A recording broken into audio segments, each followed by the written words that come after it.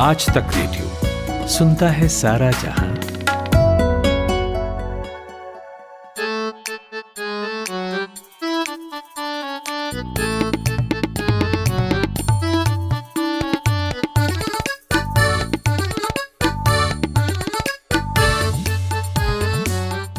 ईश्वर अब अधिक है, सर्वत्र अधिक है, निराकार साकार अधिक, हर एक आदमी के पास बहुत अधिक है, बहुत बांटने के बाद बचा हुआ बहुत है, अलग अलग लोगों के पास अलग अलग अधिक बाकी है। इस अधिकता में मैं अपने खाली झोले को और खाली करने के लिए भय से झटकारता हूँ, जैसे कुछ निराकार झर जाता है। निराकार के झरने के बाद बिछती है चटाई। ये कविता विनोद कुमार शुक्ल की है और चटाई आज तक रेडियो की है, जिस पर कमलेश किशोर सिंह उर्फ ताऊ, पाणिनी आनंद, उपाख्य बाबा और उनके साथ मैं कुलदीप मिश्र यानी सरदार पालथी मार कर बैठ चुका हूँ और शुरू कर रहे हैं आज तक रेडियो पर 3 ताल का 84वां एपिसोड। जय हो, जय हो, जय हो, जय हो। आइए खाट बिछाएं हम भी। कहते हैं कि ये ब्रह्मांड का 84वां साइकिल है। अभी तक जो है 84 तरह के युग गुजर चुके हैं। हम 84वें में हैं और उसमें 84वां एपिसोड है, जो 42 का बिल्कुल दुगना है, जो मीनिंग ऑफ लाइफ कहलाता है। 42 यानी 42 इंटू 2 यानी 84, 84। साठा 84, पाठा 84 और हाठा 84 के सभी सुनने वालों को हम तीनों की तरफ से नमस्कार। जय हो, जय हो। योनिया भी 84 ही हैं, 84 लाख। हाँ, मतलब हाँ। उनका अंक तो 84 है, बाकी लाख आगे जोड़ दीजिए तो वलय तो 84 बार घूमेंगे लाख के भी। और 84 लाख योनियों से छुटकारा पाने के लिए जो यात्रा की जाती है वो भी 84 कोस की। 84 कोस की है। 84 एपिसोड की यात्रा 3 ताल कर चुका है। कुछ तो मुक्त हो गया होगा सुनने वालों का कि 84 एपिसोड की यात्रा से। ये हाँ, बताइए। कई मुक्ति मार्गी इस दौरान यात्रा में हम लोग को मिले। कई तो ऐसे हैं जो बहुत बाद में इस परिक्रमा में आए, लेकिन कुशल धावकों की तरह अपने आप को उन्होंने एक हफ्ते में 5-5, 10-10 एपिसोड निपटा करके और वहां पे ला खड़ा किया है जहां से हम 84 का प्रसाद पाने के लिए खड़े हैं। ये एपिसोड इसलिए भी सुनना चाहिए कि कोई आपसे कहे कि 84 में कहाँ थे तो आप कह सकें कि 3 ताल सुन रहे थे। तो हमको लगता नहीं कि 2002 वाले भी हम लोगों को मिल पाएंगे। बस 84 का ही सवाल जो है काफी रहेगा। तो ये जो पिछला हफ्ता गुजरा और हम लोग बहुत अरसे से हमने बात नहीं की है नेटफ्लिक्स, प्राइम, सोनी लिव पे क्या क्या नई चीज़ें आई, क्या क्या नहीं देखी। बड़ी चर्चा इन दिनों पंचायत सीजन 2 की है। क्या आप दोनों में से कोई निपटा पाया? क्या हमने निपटा दिया है। ताऊ मैं घर में रहने का, कुछ नहीं कर पाने की अवस्था में होने का भरपूर फायदा उठाया मैंने और एक दिन में पंचायत, बहुत छोटा है, निपटा दिया। अच्छा, इस वक्त अगर मैं अपने श्रोताओं को 3 ताल के अगर एक इमेज प्रस्तुत करूं ताऊ की, वो अलौकिक है। एक पीत बैकग्राउंड में पीला और सफेद किताबों की एक अलमारी है जिसमें से रंग बिरंगी किताबें झांक रही हैं, और पीली एक भीत है जिससे लगी हुई ये अलमारी रखी है, और इसके आगे एक सिंहासन नुमा कुर्सी है जिसमें 3 तरफ से गद्दियां हैं, और उसके ऊपर जो कपड़ा चढ़ा है वो रेम्ब्रांट की पेंटिंग्स की तरह है। एक ऑफ वाइट पे तमाम पीले, लाल, केसरिया और ऐसे ही रंगों से सजी हुई एक उसकी कवरिंग है सिंहासन की, और ऊपर से गुलाबी मुस्कान वाले ताऊ। ये बिंब है। अब आप लोग इसकी इमेजरी बना करके मैं चुप हो गया था सिर्फ यह सुनने के लिए। इसका मीम करीब पहुंचता है। अलौकिक से याद आया, पंचायत से इसका बहुत गंभीर संबंध है। इस बार लौकी ने और भी अलौकिक मनोरंजन का जो है आला बनी है लौकी, तो उसके बारे में बात करेंगे। हाँ बिल्कुल, जो लौक रहा है वही तो लौकी है। लेकिन वो जैसे एक बुरी आदत ताऊ बन जाती है। कोई भी नई सीरीज आती है तो आप पिछले सीजन से उसे कंपेयर करते हैं। कई बार वो मुझे लगता है कि दूसरे नए सीजन के लिए थोड़ा अनफेयर भी होता है, क्योंकि पहला सीजन एक तरह से बिल्कुल नया होता है और उसके बाद अपेक्षाएं और बढ़ जाती हैं।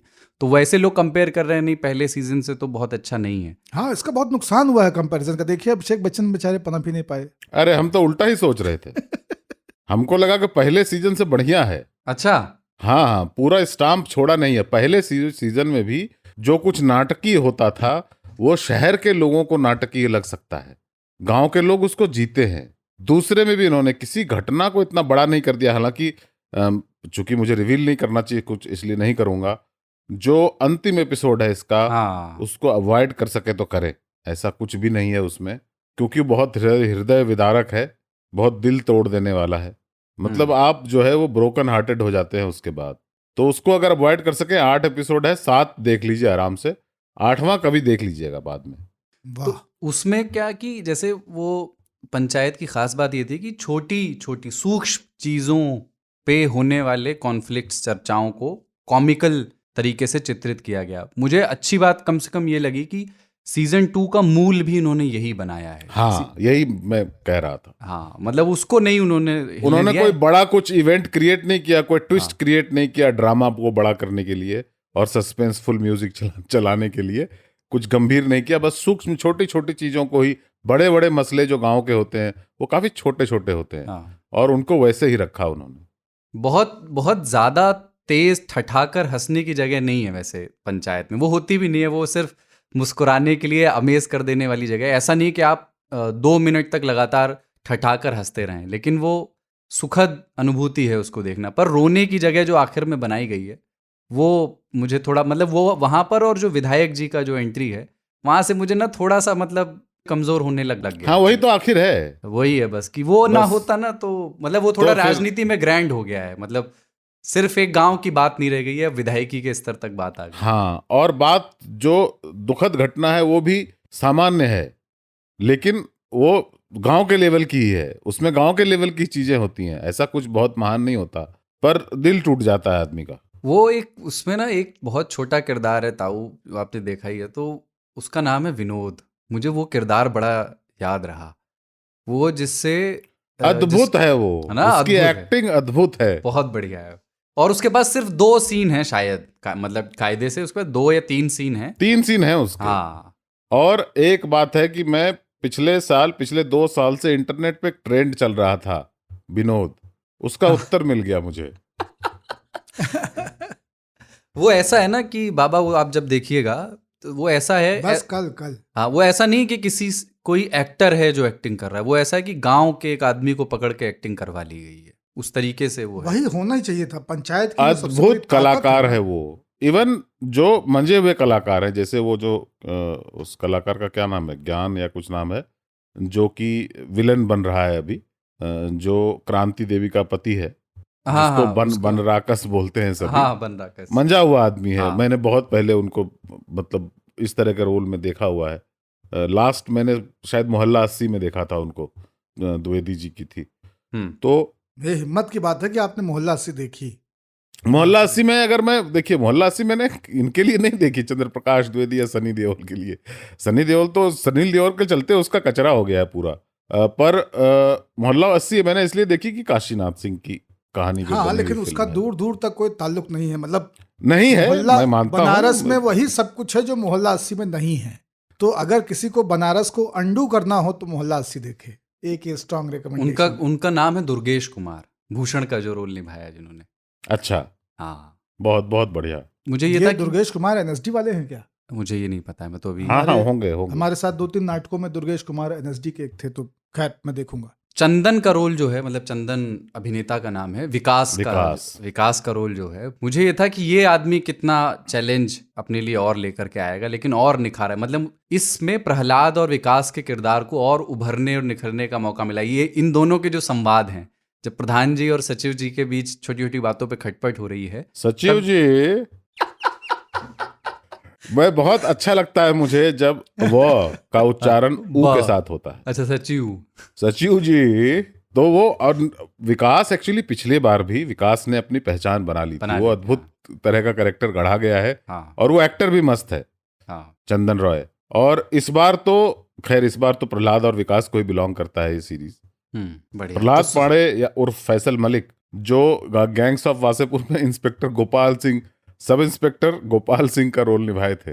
क्या बात कर रहे हैं।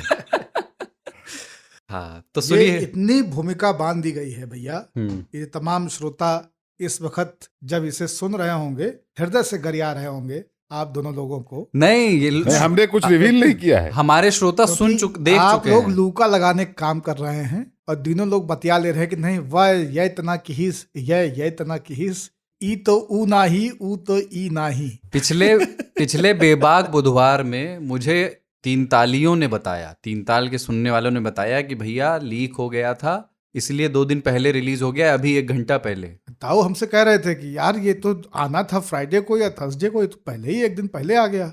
हाँ। तो अच्छा, मैं साथ पे यहाँ पे ये भी बता दूं बाबा कि इसका जब मैं घर में स्वास्थ्य लाभ तथाकथित ले रहा हूँ या बेसिकली लेटे होने पर मजबूर हूँ, तो मैंने एक सीरीज और देखी। हम तीनों में मैं बदनाम हूँ इसलिए कि मैं सीरीज नहीं देखता। हाँ। और बाबा सीरीज देखता है। मैंने एक सीरीज देखी अनदेखी, ये सोनी लिव पर आता है। मैंने देखा, हर्ष छाया ने जिसमें कमाल का काम किया है। कमाल का, उस आदमी तो सोच ही नहीं सकता था हर्ष छाया वो ऐसा रोल कर सकता है और इस तरह से निभा सकता है, बहुत अद्भुत। उसमें एक कलाकार है शौर्य शर्मा या क्या नाम है उसका, हाँ, जो मेन लीड या विलन जो बोले, वो तो अद्भुत कलाकार निकला। हाँ। बहुत सारा यंग टैलेंट। मतलब दिव्येंदु चक्रवर्ती जो है वो तो खैर पुराने मंजे हुए आदमी है, दिव्येंदु भट्टाचार्य थी ही। हाँ, दिव्येंदु भट्टाचार्य, दिव्येंदु भट्टाचार्य, तो उनसे तो उम्मीद थी ही। लेकिन ये जो शर्मा है, ये नए उभरते हुए अभिनेता हैं, बहुत जबरदस्त उनका रोल रहा है। और हर्ष छाया मेरे लिए एक एक्सप्लोजन सा हो गया मेरे दिमाग में जब मैंने रियलाइज किया काफी देर के बाद कि ये हर्ष छाया है, ये हर्ष छाया है। हाँ, क्योंकि मुझे लग रहा था मैंने इसे देखा है। हाँ। पर उसको तो कई बार देखा है, तो वो मिलान नहीं हो पा रहा था उस आदमी का। वो एक शराबी, अमीर शराबी, पंजाबी शराबी के रोल में है और वो भी बढ़िया। मुझे तो ठीक आखिर के 2-3 एपिसोड में थोड़ा वो फैला है, लेकिन मामला वो अच्छे सेटअप में बनाई गई। उसका वो डायलॉग याद है जब वो गिरफ्तार करने, पुलिस इंस्पेक्टर दिव्येंदु के रोल में उनको गिरफ्तार करने जाते हैं हर्ष छाया के किरदार को, तो वो कहते हैं मेरा डैश जाएगा थाने, तो कहते हैं कि जाएगा सर, उसको भी लेके जाएगा। ठीक है, तो अब आज के एजेंडा पे आते हैं। और 3 तालियों ने जो इस हफ्ते सुना देखा हो वो बताइएगा। पंचायत 2 देख करके कैसा लगा वो भी बताइएगा। आज अपन बात करेंगे कि हार्दिक पटेल हाथ से फिसल गए हैं कांग्रेस के, 3 भाषाओं में इस्तीफा दिया है, इस पे भी बात नहीं करेंगे। इस्तीफे की भाषा पे अपन कर चुके हैं बात, पर उनके इस्तीफे से निकली हैं 2 चीज़ें, 2 शब्दावलियाँ, चिकन सैंडविच की चाहत और कोई जब आपसे कुछ कह रहा हो तब आप मोबाइल पर टुकटुकी लगा कर देख रहे हो, तो उसका मतलब क्या होता है। बाबा ने मोबाइल रख दिया। तेरी भूल का इलाज चिकन सैंडविच, इस पे करेंगे। और बिजली कटौती पे बात करेंगे, इस पे थोड़ा पहले से हम लोग बात करना चाहते हैं। ये वो समय है जब देश में बिजली की खपत और कटौती दोनों बढ़ जाती है, बिल्कुल पीक है गर्मी का, कई जगहों पर पावर कट्स लंबे हैं। तो इसी बहाने अपन प्री इन्वर्टर और प्री एसी एरा को याद करेंगे, जब बिजली नियम से कटती थी, टाइम फिक्स होता था। तब हमारे घरों, हमारे मोहल्लों में माहौल क्या होता था, और बिजली के कट जाने के बाद कौन सी घटनाएं, कौन से किरदार पैदा होते थे। बिजार खबर भी आएगी बीच में, डांस करने के चक्कर में दुल्हन को इंतज़ार करवाना दूल्हे को भारी पड़ गया, क्योंकि दुल्हन ने दूसरे लड़के से शादी कर ली। देर तक वो नाचता रह गया और दुल्हन ने कहा कि बहुत हो गया इंतजार। वाह, तो देर तक जिनके लिए वो रहे वजू करते। तो देर तक नाचने के नुकसान क्या हो सकते हैं और दूल्हों का आचार विचार कैसा होना चाहिए, इस पर बात एकदम करेंगे। राजा हिंदुस्तानी का आमिर खान याद आ गया हमको, तेरे इश्क में नाचेंगे। गजब बेइज्जती है यार। एक छोटा सा ब्रेक ले रहे हैं।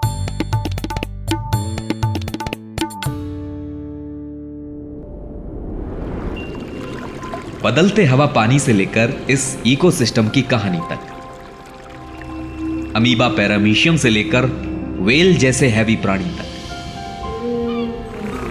खेत खलिहान से लेकर आपके घर की बागवानी तक, आपकी हर जिज्ञासा और सवाल का जवाब है अर्थशास्त्र। इस धरती और इसके क्लाइमेट से जुड़ा ऐसा पॉडकास्ट जहां आप जानेंगे how to live sustainably and sensibly.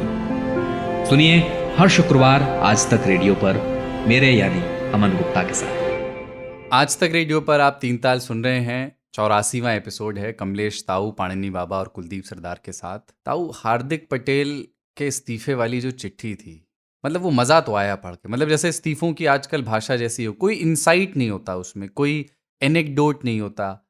उन्होंने 2 इशारे जो दिए कि जब पार्टी के नेता दिल्ली से गुजरात आते थे तो स्टेट लीडरशिप इस बात की चिंता में व्यस्त रहती थी कि नेताजी तक चिकन सैंडविच पहुंचा या नहीं, और दूसरा, जब गुजरात की समस्याओं पर बात करने वो लीडरशिप के सामने गए तो लीडरशिप मोबाइल में देखती रहती थी। लीडरशिप इसलिए बोल रहा हूँ, उन्होंने नेता लिखा है, नाम नहीं लिया किसी का। आरोप उनके सही भी हो सकते हैं, गलत भी हो सकते हैं। अरे नेता है ही नहीं ना, दिक्कत यही है। हाँ। कैसे बोले, ये किसको- कैसे बोले किस कि हम पर अपनी इल्जाम सुविधा लगाते लेकर के वायनाड के एमपी के पास जाते थे, जो प्रेसिडेंट नहीं है, प्रेसिडेंट उनकी मम्मी है, जो वो भी प्रेसिडेंट नहीं है। अब क्या बोले, वो नाम तो उन्होंने नहीं लिया पर बता ही दिया। मैंने तो कांग्रेस को शुभकामनाएं दी हैं कि भाई आपका पीछा छूटा, कुछ चमत्कार नहीं होने वाला था। हार्दिक शुभकामनाएं आपको कि आप जो सोच रहे थे वो आपने लिया नहीं था, आपने मुसीबत मोल ले ली थी, अपने आप निकल गया। मेरा इसमें किसी युवा नेता के खिलाफ कोई बयान नहीं है, पर हार्दिक पटेल के का जो ये जो रेजिग्नेशन लेटर है, जिन्होंने भी डिक्टेट करवाया, बढ़िया लिखवाया है। हाँ, ये मैं मानता हूँ। मजा आदमी, है। हाँ, आदमी की जिंदगी ना ऐश और तैश के बीच में गुजरती है, ठीक है। तो कहा यह जाता, बहुत हार्दिक पटेल जैसा है रेजिग्नेशन जो है। हाँ, माना हाँ, जाता है मुझे- कि ऐश में खुदा याद खुदा, तैश में खौफे खुदा। आदमी को भूलना नहीं चाहिए, है ना। तो वो आदमी या तो ऐश कर रहा था या तैश में रहता था, ये 2 एक्सट्रीम में ही रहता था। वो आंदोलन से उपजा हुआ एक बिल्कुल युवा छरहरा नेता, जो पाटीदार समुदाय के लिए लड़ाई में कूद गया था, जेल जा रहा था, लाठियां खा रहा था, और एक बहुत ही मजबूत सरकार से संघर्ष कर रहा था। वह जब पार्टी में आया तो क्या हुआ पार्टी का, वो कह पाटीदार हो सकते हैं कि हाँ, पार्टी पाटीदार हो गया। दार हो गया। वो पाटीदार हो गए और पार्टी जो है वैसी की वैसी रही। वो कहते हैं कि हमारे आंदोलन का फायदा कांग्रेस को मिला होगा। जिग्नेश मेवाणी भी थे, अल्पेश राठौड़ भी थे, ठाकुर भी थे, ये भी थे। इनके समुदाय का बहुत ज्यादा वोट नहीं खिसका, बाय द वे। बीजेपी के थे, बीजेपी के रह गए। और जितना असंतोष होता है 20-25 साल की गवर्नमेंट के खिलाफ, उतना असंतोष था। पर इनके रेजिग्नेशन में देखिए, चिकन सैंडविच बोल सकते थे ना, चिकन बोला। इनसाइट। हाँ, ये इंसाइट दिया इन्होंने एक बिल्कुल शाकाहारी समाज को कि ये चिकन खाने वाले लोग हैं। बिल्कुल। और सैंडविच तो मतलब आप ये सोचिए कि गुजरात की ऐसी नवैयत है कि ढेला मारिए तो सैंडविच की दुकान पे गिरेगा। किसी भी दिशा में आप अगर ढेला फेंक दें तो वो जहां से टकराएगा, जिस ठेले ठूले से, वहां पे आप पाएंगे कि सैंडविच बन रहा है। वर्चू सिग्नलिंग जो है ना, वो बहुत लेकिन- बढ़िया उन्होंने किया। चिकन सैंडविच खाते हैं बिल्कुल। और गुजरात की समस्याओं को नहीं सुनते हैं। अडानी अंबानी का नाम लेते हैं मानो कि गुजराती ही इनका दुश्मन हो, जबकि इनकी दुश्मनी सिर्फ प्रधानमंत्री मोदी जी से है और माननीय प्रधानमंत्री भी। तो इस तरह से उन्होंने ये संकेत दे दिया कि कहाँ उनको जाना है, आगे का रास्ता किस तरफ खुलता है। ये हाँ, दरवाजा दो बंद तरह होने के के चिकन बाद के संकेत दिए हैं। हाँ। उन्होंने उनके पत्र में 2 तरह के चिकन हैं। एक अवधि वाला चिकन है और दूसरा जो है वो जो सब लोग जानते हैं सार्वभौमिक रूप से, वो वाला चिकन है। तो उन्होंने पहला तो संकेत ये दिया है कि चिकन सैंडविच के चक्कर में पार्टी के नेता बिजी रहते थे, और दूसरा उन्होंने ये संदेश दिया है कि पार्टी की लीडरशिप इतनी चिकन है कि उसके ऊपर कोई असर नहीं पड़ता है। और हकीकत देखिए, ये कांग्रेस की लीडरशिप की ये जो समस्या है, ये वाली पर्टिकुलर, इसके बारे में कौन नहीं जानता। जब नहीं, आपने लेकिन ज्वाइन ताऊ, किया अच्छी था बात तब ये भी है ऐसा कि- ही था, अब अच्छी बीच में बात भी ये ऐसा है ही रहा कि- और आज भी ऐसा ही है। निराकार है। अच्छी बात यह है कि कांग्रेस की लीडरशिप निराकार है। यानी इस पत्र में मोबाइल कौन देख रहा था, इसका अभियोग आप किसी पे लगा ही नहीं सकते, क्योंकि कोई लीडरशिप है ही नहीं। तो इतना निराकार भाव से, इस वजह से ये पूरा इल्जाम जो है ना, ये विटो हो जाता है। ये ऐसा तीर है जो फेंका गया है लेकिन पहुंचा नहीं है। और वो तो कहते हैं हमको वर्किंग प्रेसिडेंट बना दिया, लेकिन हमारी जिम्मेदारी तय नहीं की। अरे कांग्रेस में इतने दिनों से वर्किंग प्रेसिडेंट है। वर्किंग तो चल रहा है, वर्किंग ही नहीं हो रही है बस। प्रेसिडेंट तो सारे वर्किंग उनका आशय है कि कांग्रेस में एक नेटवर्किंग प्रेसिडेंट भी होना चाहिए। हाँ। और जातिवाद का इल्जाम लगा दिया कि वे कांग्रेस बड़ी जातिवादी पार्टी है। पार्टी के अंदर में जातिवाद बहुत ज्यादा है। तो भाई वो सारे पार्टियां जातीय समीकरण से तो चल रही हैं। आपको भी अगर कोई भाव दे रहा है तो सिर्फ इसीलिए ना कि आप किसी जाति समुदाय से आते हैं। मतलब और क्या किया है आपने? मतलब पॉर्न सीडी आपकी अलग छोड़ दीजिए, उसको नहीं मानते हैं, पर गुजरात में जहाँ पे आप चिकन पे कमेंट कर रहे हैं जो कि लीगल है, वहां पे आपके पास बोतल वोतल का भी इंतजाम ऐसा बताया गया था, ऐसा दिखाया गया था लोगों को। आप पैंट पहने हुए आप लगा रहे थे टपाटप। तो आप तो अपना ध्यान रखिएगा ना भाई कि आप भी तो इलीगल, वो तो गुजरात में इलीगल है ना। नहीं, और जाति की राजनीति में पैदा हुए शैवाल दूसरों पे जातियों के दरख्त कायम करने का इल्जाम लगा रहे हैं। हाँ, ये सबसे विचित्र है। आप तो जाति से निकले हुए हो भाई साहब। हाँ, और ये मतलब जाति तो जाति ही नहीं है, सारा का सारा रायता। अभी इनके घर पे, हार्दिक के घर पे एक बड़ा कार्यक्रम हुआ इनके पिताजी की स्मृति में, और उसमें पटेल समुदाय का कौन नेता किस पार्टी का नहीं पहुंचा। यहाँ तक कि आजकल उत्तर प्रदेश की राज्यपाल और पहले मुख्यमंत्री रही आनंदीबेन पटेल तक वहां पहुंची। और उसी दिन से कयासों की गगरी जो है उसके मुंह खोल करके लोग अंदर से उबले हुए सिंघाड़े निकाल निकाल के फेंकने लगे थे कि लगता है भाजपा में जई हैं। आनंदीबेन के निस्तारण का कारण बने थे ये। बिल्कुल। वो आनंदीबेन आपके यहाँ गई किस लिए? क्योंकि पटेल है, आप पटेल हैं और पटेल ताऊ है। ने एक बात सही कही कि ये जो गफलते पटेल है ना, इससे मतलब कांग्रेस भी फारिग होली, और केशु भाई को भी लगता था कि पटेल उनके साथ है और वो जिधर रहेंगे या जिसके साथ नहीं रहेंगे उसका कुछ बिगड़ जाएगा। हार्दिक बाबू भी जिसके साथ रहे उसका भी कुछ संवार नहीं पाए, और जहां से निकल गए हैं उसमें भी कुछ बिगड़ना नहीं है। लेकिन ये पता है, एक आप नेशनली इस जाति में एक कैंपेन चल रहा है इंटरनली, जिसमें ये प्रचारित किया जा रहा है कि अपना सरनेम सभी इस जाति के आने वाले लोगों को पटेल रखना चाहिए, यूनिवर्सल, ताकि इस जाति के लोगों के बीच एक एकता जो है परिलक्षित हो सके। तो इसलिए नेशनल मंच बनाए जा रहे हैं जो जातियों को भी ट्रांसेंड कर रहे हैं। कि जैसे उत्तर प्रदेश में बहुत सारे इस जाति के लोग निरंजन और कटियार और सचान इस तरीके के टाइटल लिखते थे, जिन्होंने पिछले 5 साल में अपने टाइटल बदलकर पटेल लिखना शुरू कर दिया है। तो वो जातीय चेतना से जोड़ करके उसको देखते हैं। तो वो एक राष्ट्रीय स्तर पे चल रहा है पूरा। हाँ, तो अभी तो मतलब जातियों का कीचड़ अभी इतना बजबजा के बाहर आ रहा है कि जातीय गौरव जो है वो नया सामाजिक प्रकटीकरण बन चुका है। आप तमाम ऊंचे और नीचे दायरे में रखी बांधी या वर्गीकृत की गई जातियों के बारे में अगर आप देखें पिछले कुछ वर्षों का इतिहास, तो वो पूरा का पूरा इतिहास उस जातीय अस्मिता के गर्व गौरव के स्तुतिगान का इतिहास है। आप चारों तरफ देखें कि कोई इस राजा को, कोई उस महल को, कोई उस दौर को, कोई इस बाम्बियों को, कोई इस तरह की रियासत को, कोई इस तरह की पहचान को, सब उसको अप्रोप्रिएट करने में लगे हैं। लड़ाइयां चल रही कि पृथ्वीराज किसके हैं, मिहिर भोज किसके हैं, जाट कह रहे हैं कि हम क्षत्रिय हैं, भूमियार कह रहे हैं कि हम पंडित हैं, त्यागी कह रहे हैं कि हम ही असली शर्मा हैं। ये इतनी विकृत लड़ाई चल रही है इस वक्त। पंजाब में तो ये और खुल के जा चुकी है, बहुत ही अराजक शब्दों के साथ में वो अपनी पहचानों की लड़ाई कर रहे हैं। तो अगर ये आरपीएम नया बन गया है, राष्ट्रीय पटेल मंच, इसमें कोई बुराई नहीं, कुछ नया नहीं हो रहा है, ये चौगिरदा फैली हुई है ना। मतलब इस पे अपन एक बार एक लंबी बाबा की बात से एक बात याद आई। हमारे शहर कम्युनल है और गांव कास्टिस्ट होते थे, यही हमारा जीवन रहा था। सांप्रदायिक सौहार्द की एक जगह पे प्रॉब्लम थी, एक जगह जातीय सौहार्द की थी। फिर संघ का एक प्रोजेक्ट है, मैं संघ को का नाम ले रहा हूं क्योंकि मैं बता नहीं सकता कौन सा संघ, पर संघ का एक प्रोजेक्ट सा है ये कि हिंदू समुदाय के विभिन्न जातियों को तभी इकट्ठा किया जा सकता है जबकि हम सब गौरव को भी सब में बांटे थोड़ा थोड़ा, ताकि वो एक बड़ा बॉडी दिखे, छोटे छोटे टुकड़ों में ना दिखे।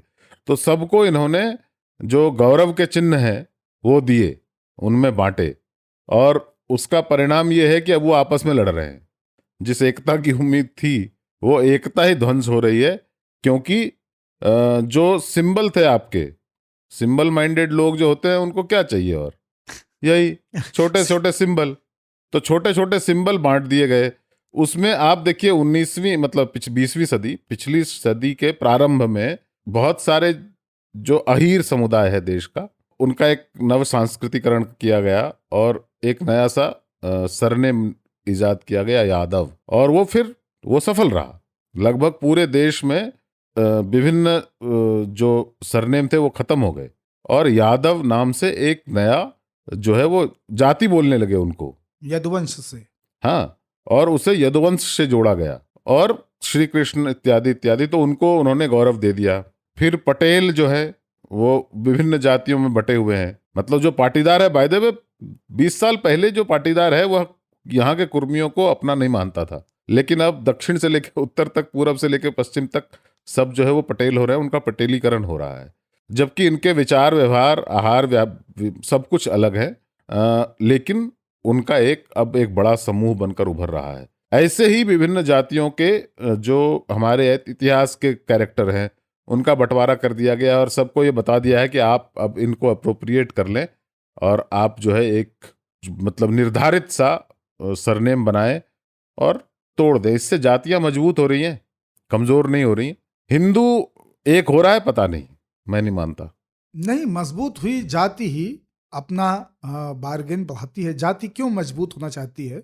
बिल्कुल जातियों के मजबूत होने से हिंदू मजबूत होता है, ऐसा मेरा मानना है। और वो इसलिए है क्योंकि जाति जब मजबूत होती है या मजबूत होने के क्रम में लगती है तो वो क्यों अपने आप को मजबूत कर रही है ये समझना चाहिए। वो मजबूत इसलिए कर रही है ताकि उसकी जाति के बाहर एक बड़े रिलीजियस अरीना में उसे स्थापित किया जाए, उसे माना जाए, उसको सम्मान मिले, उसे एक तरह की प्रतिस्थापना उसकी हो उस स्तर से बेहतर जिस स्तर पे वो पहले रहा है।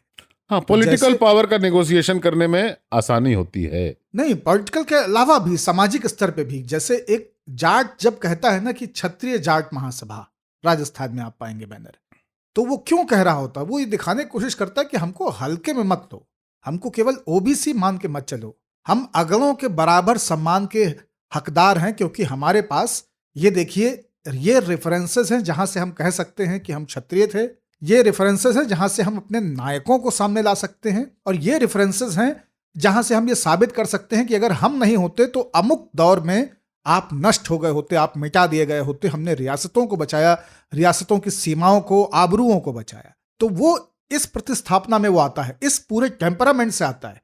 अपने आप को बेहतर बताने के पीछे चाहत ही ये है कि जो लार्जर ओपेरा है उसमें उसका रोल जो है वो ज्यादा डिग्निफाइड हो जाए, ज्यादा उसको महत्व देने लग जाए, उसको अगलों के समकक्ष बैठने की कुर्सी मिल जाए, उसकी कुर्सी पीछे टाट बिछी हुई ना हो, वो भी 4 पैर वाली कुर्सी पे बराबर में बैठे।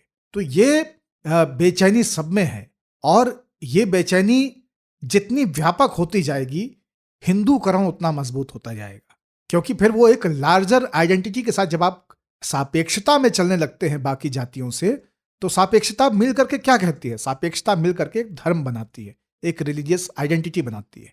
5 जातियां एक साथ खड़े होकर के अगर आपस में समानता की बात करते हैं तो उस समानता के पीछे हिंदू होना एक सूत्र है, बाकी सब बराबर वजन के और बराबर कीमत के मन के बनना चाहते हैं उसमें।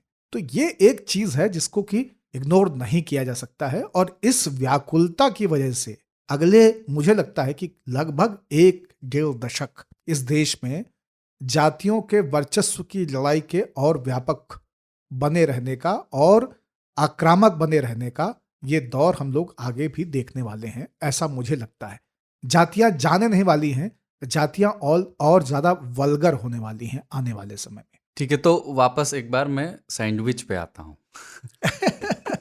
हाँ भाई, इतनी जातियां आ गई तो हाँ, सैंडविच तो बनता है। हाँ, सैंडविच का बहुत सारे अर्थ है। एक शहर भी है सैंडविच नाम का। ताऊ ने एक अर्थ बताया था कि पंजाब के लोग जब गोवा में जाते हैं तो सैंडविच रहंदेसी। आप लोग चिकन सैंडविच पसंद करते हैं या कोई और सैंडविच पसंद है? हाँ, मुझे तो सैंडविच समझ में आया नहीं कभी। मेरे स्वाद की कलिकाओं में जो सबसे पहला सैंडविच है वो वही है कि रेलवे स्टेशन पे आप मूंग की दाल की एक पुड़िया ले लीजिए 5 रुपया वाली, और 1 अदद समोसा ले लीजिए, और 3-4 डबल रोटियों में इन दोनों को सैंडविच करके और उसे आप भकोस लें, ऊपर से ठंडा पानी पी लें। गुजरात में इसका बहुत आधारभूत नाम है दाबेली। महाराष्ट्र में भी दबाई हुई दो बन के बीच में दबाई हुई। बिल्कुल। और ये आपको मतलब, मैं बीच में ग्वालियर वगैरह भी गया तो वहां पे भी दाबेली की दुकानें जो हैं अब तमाम सारी खुल गई हैं, ठेलों पे दाबेली जो है वो पॉपुलर हो गया। लेकिन सैंडविच वस्तुतः कोई ये अंग्रेजों का जो क्विक फूड था और हमारे यहाँ जिस तरह से घुसा है, मतलब सैंडविच के प्रति मेरे हृदय में कभी कोई सम्मान बनता इसके पहले मैं गुजरात चला गया, और जो गुंजाइश थी सैंडविच की एक अच्छी इमेज बनने की वो वहीं खत्म हो गई। रही सही कसर जो थी वो ये एक कमसम नाम है शायद उसका, निजामुद्दीन पे एक हाँ आउटलेट है रेलवे स्टेशन पे जो हाँ, हुआ रेलवे करता था स्टेशन पे, फेमस। हाँ। तो एक कमसम करके एक बहुत बड़ा ईटिंग जॉइंट हुआ करता था, 24 घंटे खुला रहता था। तो रात में तमाम किस्म की संकल गतिविधियों में शामिल रहने के बाद में हम लोग रात में 2 बजे 3 बजे 3:30 बजे अक्सरिया कमसम पहुंचते थे, और वहां पे जो भीड़ होती थी लगता था कि लोग जेल से छूटे हो खाना खाने आए हैं। वहां पे एक बार एक मित्र ने कहा कि यहाँ पे ग्रिल सैंडविच बहुत अच्छा है। ग्रिल सैंडविच जो है वो मतलब साइंस की कॉपी के आकार की ब्रेड, और उसमें मेयोनीज और क्या क्या पेल करके, कितना और उसको सुंदर फिर चित्रण है। साइंस के कॉपी की आकार की ब्रेड। हाँ होती है, मतलब और बीच से विशालकाय कटी हुई ब्रेड, बस। हाँ, हाँ। और उसको नहीं, मतलब पर गणित की कॉपी नहीं है, साइंस की कॉपी। और साइंस की कॉपी हमेशा बड़ी होती थी। बड़ी होती थी। और उसमें जिन लोगों को पुराने वाले याद होगा, बायां पन्ना सादा होता था और दाहिने पन्ने में लाइनें होती थी, सिंगल रूल वाली।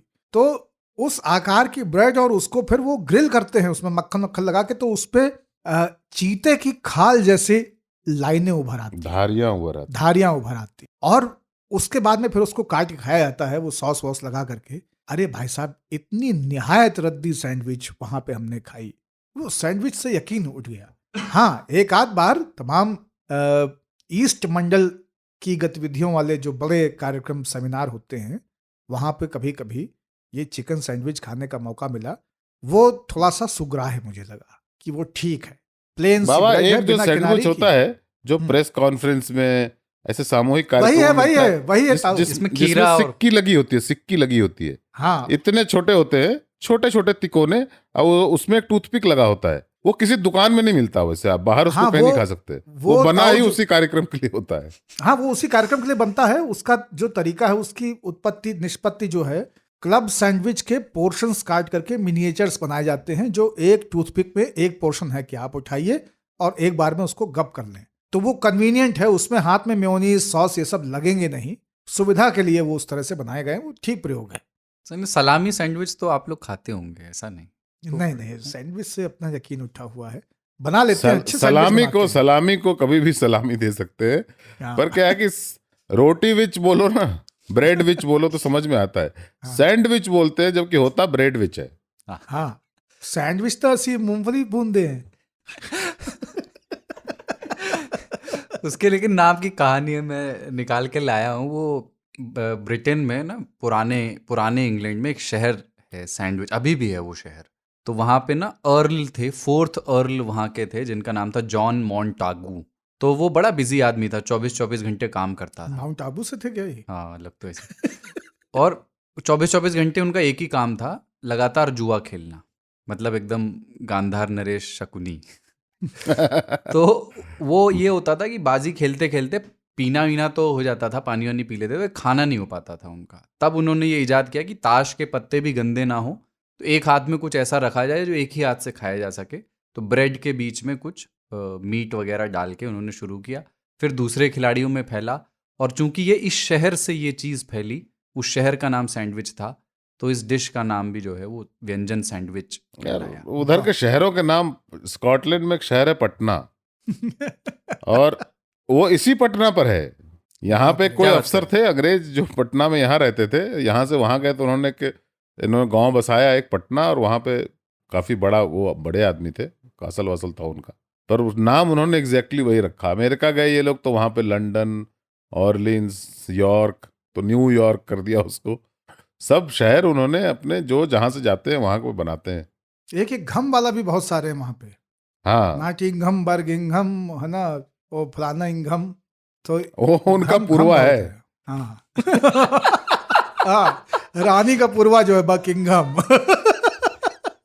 नॉटिंघम।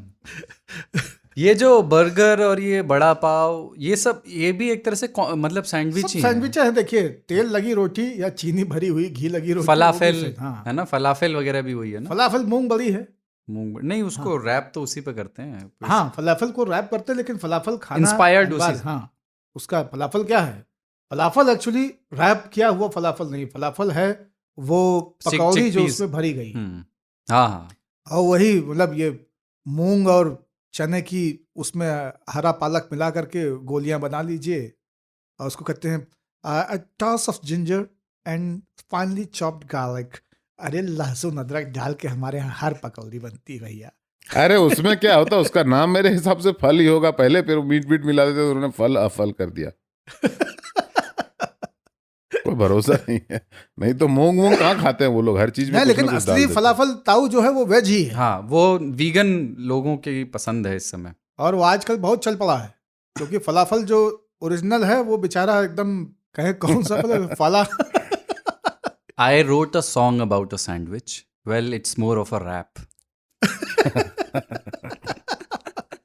आया आया आया, मैं ताऊ को एकदम मस्टर्ड सॉस की तरह आया है झच से एकदम। मुझे सबवे के सैंडविच की याद आ गई। अरे यार, ताऊ सबसे वाहियात सैंडविच जो है ना वो मुझे सबवे भी। का ही है। मुझे भी यही लगता है। हमको तो बहुत कन्विंस किया गया कि एक बार डेफ कॉल सबवे में खा लो तो तुम्हारी धारणा बदल जाएगी, बस वहां से और मजबूत होके निकली। आप उस आदमी का सोचो जो एक ऐसे शहर में है जहां के मीट वो पहचानता नहीं है, वो कैसे ऑर्डर कर दे कुछ भी, तो सबवे में जाके अपनी आंखों से देख कर कि ये वाला डालो, ये वाला डालो, ये वाला डालो, है ना। तो मैं ऐसा मेरे साथ कई बार हुआ है कि मैं सबवे पर निर्भर रहा हूँ खाने के लिए, क्योंकि डिनर क्या करूंगा, 2 केले और सैंडविच तो 2 दिन चल जाता है, फिर उसके बाद जो है ना मन कहता है कि यार कुछ तो खा लो जो खाने लायक हो, तो मैं सबवे की तरफ जाता हूँ और देख करके कि ये चिकन वाला मीट डालना, ये वाला डालना, और भैया वो बड़े छोटे वाला मत डालना। तौबा तौबा तौबा। जो हार्दिक पटेल की चिट्ठी से निकली दूसरी बात है, उसमें मैं थोड़ा इसलिए बात करना चाहता हूँ कि जैसे ये कहा कि लीडरशिप फोन देख रही थी जब बात कर, उसमें क्या है कि ताऊ एक इसमें एक दूसरा पक्ष ये भी तो हो सकता है कि जो व्यक्ति एक बड़ी संस्था चला रहा है, बड़ा संगठन चला रहा है, बड़ी पार्टी चला रहा है, उसको एक ही जगह पर बैठ करके कई लोगों की सुननी है, कई लोग उससे अपनी शिकायतें समस्याएं उसी वक्त कह रहे हैं, तो उसको अपने प्रॉब्लम्स को या अपने इश्यूज को जो डेली बेसिस पे वो जिनसे डील करता है उनको प्रायोरिटाइज करना है। जो व्यक्ति अपनी कहने आया है उसकी नज़र में वो आज की सबसे बड़ी समस्या है, जिसके सामने कहने आया है उसके समस्याओं की प्रायोरिटी की लिस्ट में हो सकता है वो सबसे बड़ी ना हो, और उस वक्त हो सकता है कि वो फोन पर कुछ बहुत महत्वपूर्ण डील कर रहा हो। पॉलिटिकल सेंस से अलग भी मैं बात कर रहा हूँ। मान लीजिए आप किसी से बात करने जाएं, मैं किसी से बात करने जाऊं जो कद में पद में मुझसे बड़ा है और उस वक्त वो फोन देख रहा है, क्या ये एक तरह का इस बात का ये मान लिया जाना चाहिए कि एक रूड एक्सप्रेशन है, या ये व्यक्ति मेरी बात में रुचि ही नहीं रखता? देखिए, फोन देखना जब आपसे कोई बात कर रहा हो रूड ही माना जाता है। मैं भी जब ये हरकत करता हूं तो मैं मानता हूं कि मैंने रूड व्यवहार किया है, मुझे ऐसा नहीं करना चाहिए, ये कोई गर्व की बात नहीं है। पर फोन में क्या होता है कि अब ना बहुत कुछ आ जाता है, फोन में सिर्फ SMS नहीं आते, फोन में ना बहुत सारा काम आ जाता है, और आप जो है कुछ के प्रति जो है वो सतर्क रहते हो आप कि नहीं इसमें देर ना हो जानी चाहिए, मुझे जवाब देना है, उस तरह में आप देख सकते हो। पर हार्दिक पटेल के सामने अगर कोई फोन देख रहा है तो मैं उस व्यक्ति को दोष नहीं दूंगा। हाँ, वही है ना, हार्दिक पटेल मेरे भी कमरे में आ जाएंगे तो मैं फोन देखना शुरू कर दूंगा। वो इसलिए नहीं कि मेरा कोई काम है, वो इसलिए कि यार कौन सुन रहा है आपको, क्यों आए हो आप, क्या बताना है आपको, गुजरात कांग्रेस का क्या किया जा सकता है जो पहले ट्राई नहीं किया गया है। पटेल आपकी बात सुनेंगे नहीं। अब चलो यार, बन गए हो वर्किंग प्रेसिडेंट तो कुछ करते रहो, क्योंकि वो और भी लीडर है ना भाई। हालांकि मेरा मानना यह है कि हार्दिक पटेल को अगर आपको लगता है कि आपके फोन में उस वक्त बहुत जरूरी चीजें हो रही हैं तो आपको हार्दिक पटेल को समय नहीं देना चाहिए था, लेकिन हार्दिक पटेल को अगर समय दिया है तो हार्दिक पटेल को समय दे देना चाहिए था। नहीं, रूड व्यवहार है, मैं बोलता हूं, मैं बहुत सारे लोग देखिए लोग कहते हैं कि हेमंत विश्व शर्मा जो है वो चले गए क्योंकि कुत्ते से खेलते रहे। यार आप अपने आप को देखो, वो आदमी उस समय अपने कुत्ते से प्यार कर रहा है, आपसे नहीं करता है। आपने रास्ता खोजा, आप गए, मुख्यमंत्री बन गए अभी, और बहुत लोकप्रिय नेता है नॉर्थ ईस्ट के, बहुत अच्छा, पर आपसे उनकी पटरी नहीं बैठती ना। हार्दिक पटेल की पटरी नहीं बैठ रही, हो सकता है जो नेता है उनसे, मैं नाम नहीं ले रहा हूं, उन्होंने भी नाम नहीं लिया है, हो सकता है पटरी नहीं बैठ रही हो। लोगों के वेवलेंथ होते हैं। हार्दिक पटेल जिस तरह की राजनीति करते हैं उस तरह की राजनीति हो सकता है वो नेता नहीं करता हो। आप कहोगे उनकी पार्टी को तो नुकसान ही हो रहा है, पार्टी तो जा रही है गर्त में, वो जाए, उनकी पार्टी है, उनका बिजनेस है। मैं, आप कौन होते हो सलाह देने वाले भाई? आपको एम्प्लॉय रखा हुआ है।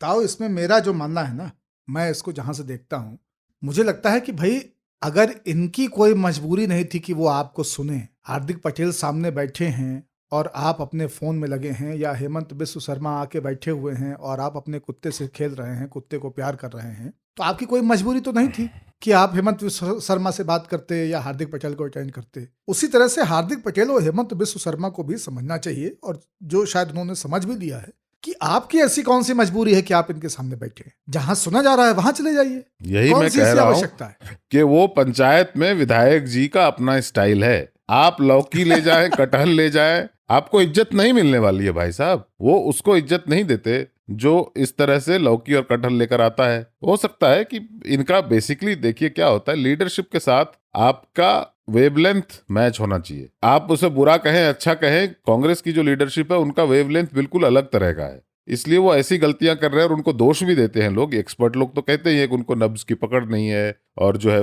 मतलब दूसरी पार्टी जो है वो इस तरह से पूरे देश पे सभी चीजों पे कब्जा कर रही है, क्योंकि वो देश को समझते हैं, उन्होंने देश को मैनिपुलेट करना सीख लिया है, लोग उनकी बातों को मानते हैं। सच है, पर वो ऐसे नहीं है। इसलिए बहुत सारे लोग कहते हैं कि उनको वहां नहीं होना चाहिए जहां वो बैठे हुए हैं, पर वो निर्णय हार्दिक पटेल या हेमंत बिस्व शर्मा तो करेंगे नहीं। वो निर्णय तो उन्हीं को करना है। अभी अभी उदयपुर में चिंतन शिविर हुआ है। क्या हुआ चिंतन शिविर में बताओ? इतना ज्यादा फुटेज खाया इन्होंने सबने कि चिंतन शिविर हो रहा है, इस बार तो कुछ निकल के आएगा। चिकन सैंडविच हुआ, चिकन सैंडविच।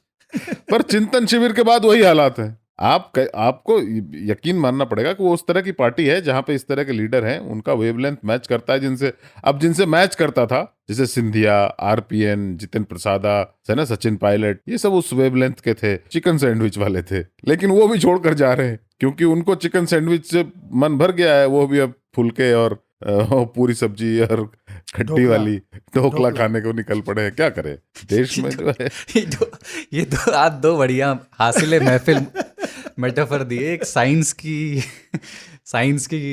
पुस्तक नहीं है, साइंस की कॉपी जितना बड़ा ब्रेड और ढोकला।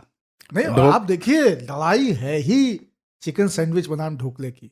हाँ, एक्चुअली यही है हासिल 3 ताल इस बार का। देश में ढोकले और चिकन सैंडविच के बीच में लड़ाई हो रही है। ढोकला लगातार जीत रहा है क्योंकि ज्यादातर लोगों को ढोकला पसंद है, और ढकोसला भी। अब मैं चटनी की तरफ हूँ। है ना। और चिकन सैंडविच वाले जो हैं वो कम है। इतना साफ सुथरा के हाथ में भी नहीं लगे और जुआ खेलते रहे, जो हमारे मॉन्टेग्यू साहब ने किया था, तो उतने साफ सुथरे वाले भी नहीं। अपन क्या है, अपने को तंदूरी चाहिए। अपन न इस साइड है न उस साइड है, तंदूरी खा रहे हैं, ढोकले और ढकोसले का मजा ले रहे हैं। वैसे अंग्रेज अगर छुरी कांटे से खाता है ना तो मुझे ठीक लगता है। हाथ से कोई अंग्रेज कुछ खाए तो मुझे मितली सी आने लगती है। हाँ, वो तो बहुत ही बुरा है। तो ये माउंट आबू जो साहब हैं, इनसे मुझे कोई सहानुभूति नहीं। मतलब सैंडविच के प्रति हिकारत की एक वजह मुझे और मिल गई, ये ब्रेड को हाथ से खाते थे। तो जो ताऊ ने बहुत बुरा है बोलने के बाद जो एक्सप्रेशन दिया है, काश मैं दिखा पाता आप लोगों को। तो नहीं, क्योंकि मैं छुआछूत के बिल्कुल खिलाफ हूं। अंग्रेज मुझे ना छुए बस। अंग्रेज से मेरा मतलब है वो सभी सभ्यताओं के लोग, हाँ, जिनके यहाँ पानी की क्राइसिस है। हाँ, पानी की क्राइसिस नहीं भी हो पर ब्यूरोक्रेटिक है, कागजी कार्रवाई में विश्वास रखते हैं। तो हम उनसे तो दूर ही रहना चाहते हैं। उनका छुआ हुआ खाने में रिस्क है, क्योंकि ये गारंटी है कि वो जो स्पून होता है, फोर्क होता है, वो धुलता है लिक्विड में। हाथ जो है वो नहीं, लिक्विड से धुल रहा है, पोछा जा रहा है, और आप उससे छू रहे हैं ना खाद्य सामग्री को। हाथ सीधे नहीं जा रहा है। हाथ की दिक्कत क्या है, हाथ को लोग छूना ही नहीं चाहते। यही है, उनका खाना शुरू भी होता है तो उसमें कागज लिपटा रहता है, और वीकीर के समय भी कागज ही रहता है। मैं इस देश में कह रहा हूँ बाबा, लोग नहीं छूना चाहते। हाथ नहीं छूना चाहता, अभी छुड़ा के भाग गए। हाथ छुड़ावत जात हो जो निर्मिल जान के मोहे। हार्दिक भी छुड़ा के चले गए हाथ। एक ब्रेक लेते हैं और फिर अगले विषय की ओर बढ़ते हैं।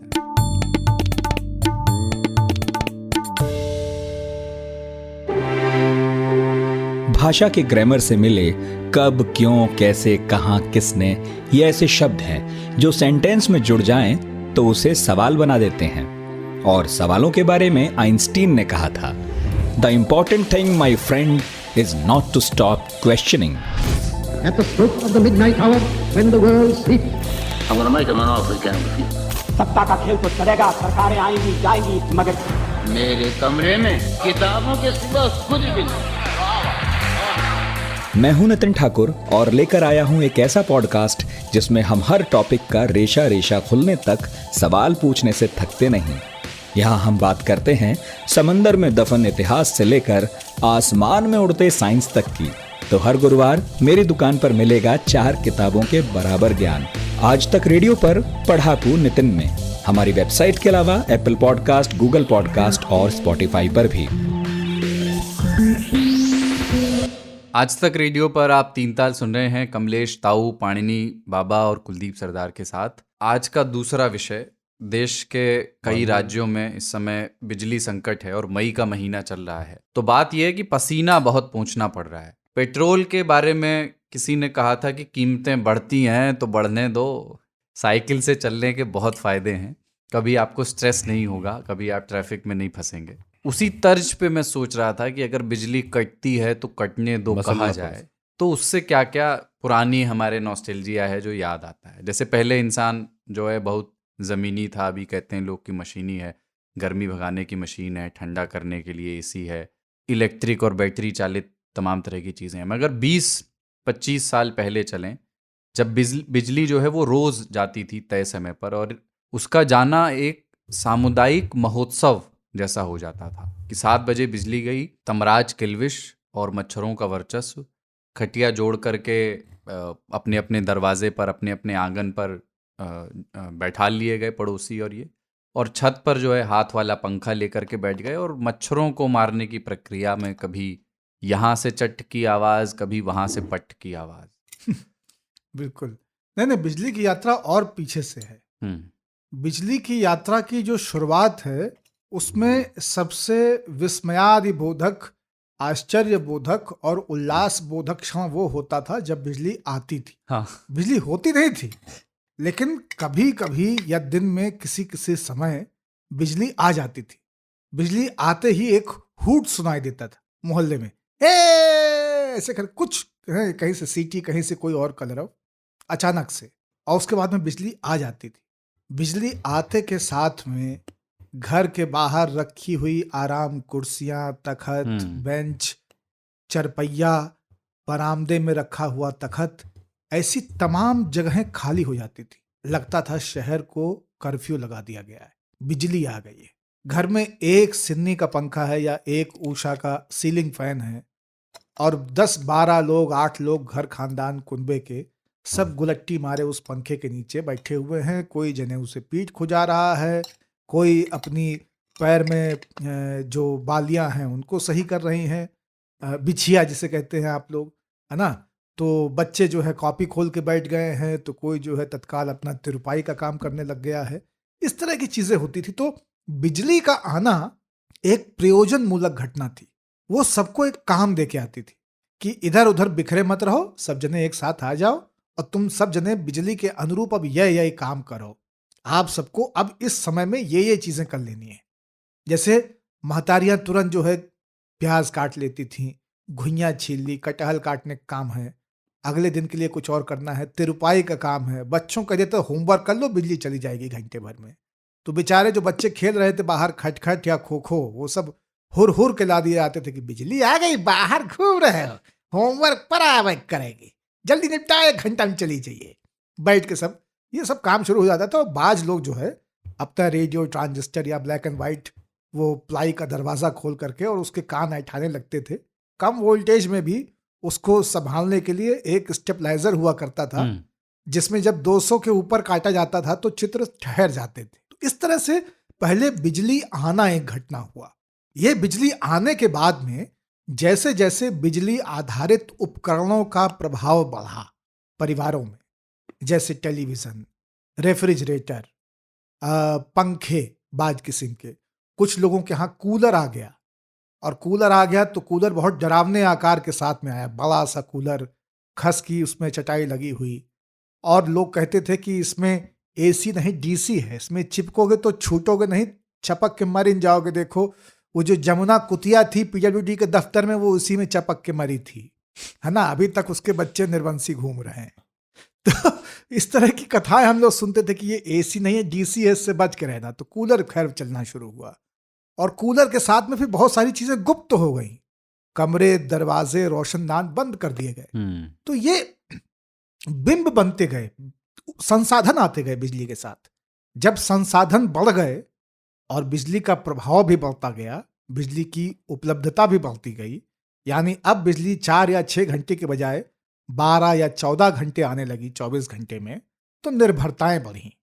और यहां से शुरू हुई उस घटना की पटकथा जिसे हम कहते हैं बिजली का जाना। अब हुटिंग कब शुरू हुई? बिजली के जाने पे। और बिजली के जाने ने लोगों को काम दिया। लाइट कटते ही लोग घरों से बाहर निकलने लगते थे। अरे यार, आज फिर समय कट गई एकदम, देख लीजिए। हाँ, एक समय निर्धारित कर रात में कम से कम ना काटें।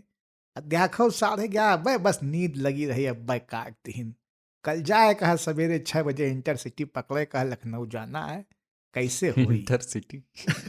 अरे बाबा, बड़े शहरों में होता है बिजली चली गई, छोटे में क्या होता है? ट्रांसफार्मर गया। हाँ नहीं, और अखबारों में इसलिए बिजली का महत्व क्या है ताऊ, सचित्र खबर होती थी। हाँ। इंदिरा नगर का ट्रांसफार्मर फूका, 2 दिन से सामान्य जन परेशान। 4 कॉलम की खबर और ट्रांसफार्मर की फोटो साथ में, फूके हुए ट्रांसफार्मर की। पहले black and white he photo लगती थी अखबारों में अंदर, फ्रंट पेज के अलावा। वो ब्लैक एंड व्हाइट में समझ नहीं आता था कि ट्रांसफार्मर शुरू कहां से हुआ है और खत्म कहां पे हुआ है, लेकिन ट्रांसफार्मर देवता की फोटो होती थी बाकायदा। अच्छा, खंभे गिरते थे। हाँ। कि फलानी जगह पे खंभा गिर गया, है ना। जो खबर मैंने बचपन में पत्रकारिता को समझा कि भैया ये लोग क्या ये भी पत्रकारिता है या ये, वो 2 ही खबरें हमारे पास, और आज भी मैं उनका उदाहरण देता हूं जहां भी पढ़ाने जाता हूं। करंट लगने से भैंस मरी, लावारिस शव बरामद।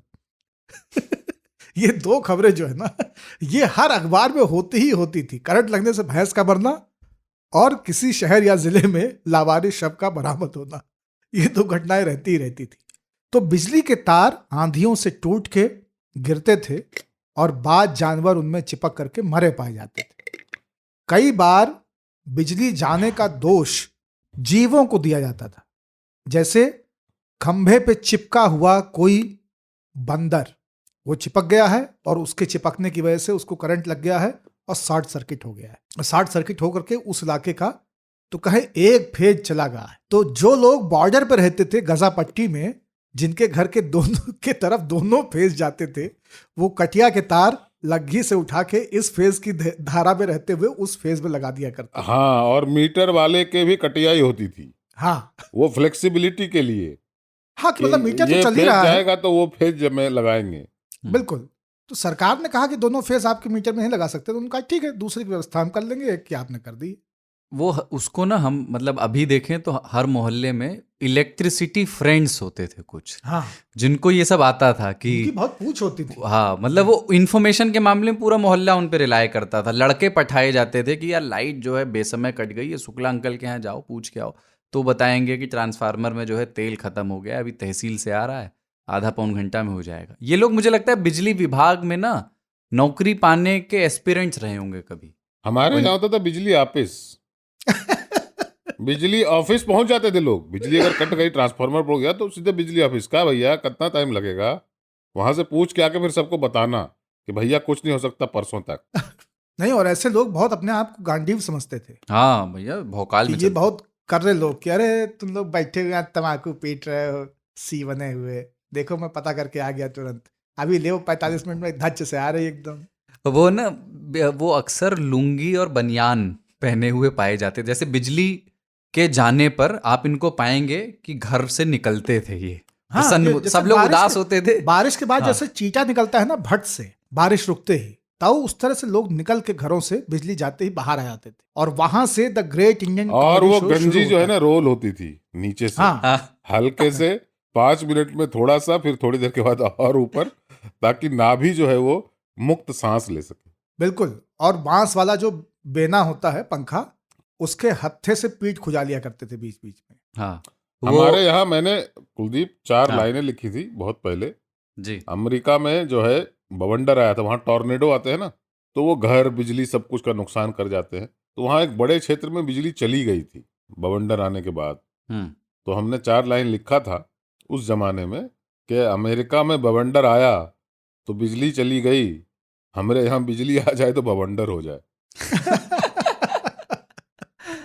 काहे कि हमारे यहाँ क्या हुआ कि गांव में बिजली आई एक बार और तार लगे और सब कुछ लगा, ट्रांसफार्मर लगा। दुर्भाग्य से कांवड़िया गुजर रहा था, उसकी मौत हो गई करंट लगने से। तो लोगों ने ही विद्रोह कर दिया कि कौन चीज लगा दिए है, आदमी मर गया इसमें, हम लोगों का बच्चा बुतरू यहाँ वहाँ घूमता है। फिर बिजली जो है वो कभी कभी आने लगी, और जब ये पता चल गया चोरों को कि बिजली नहीं आ रही है तो वो निर्भीक होकर चढ़कर तार चुराने लगे।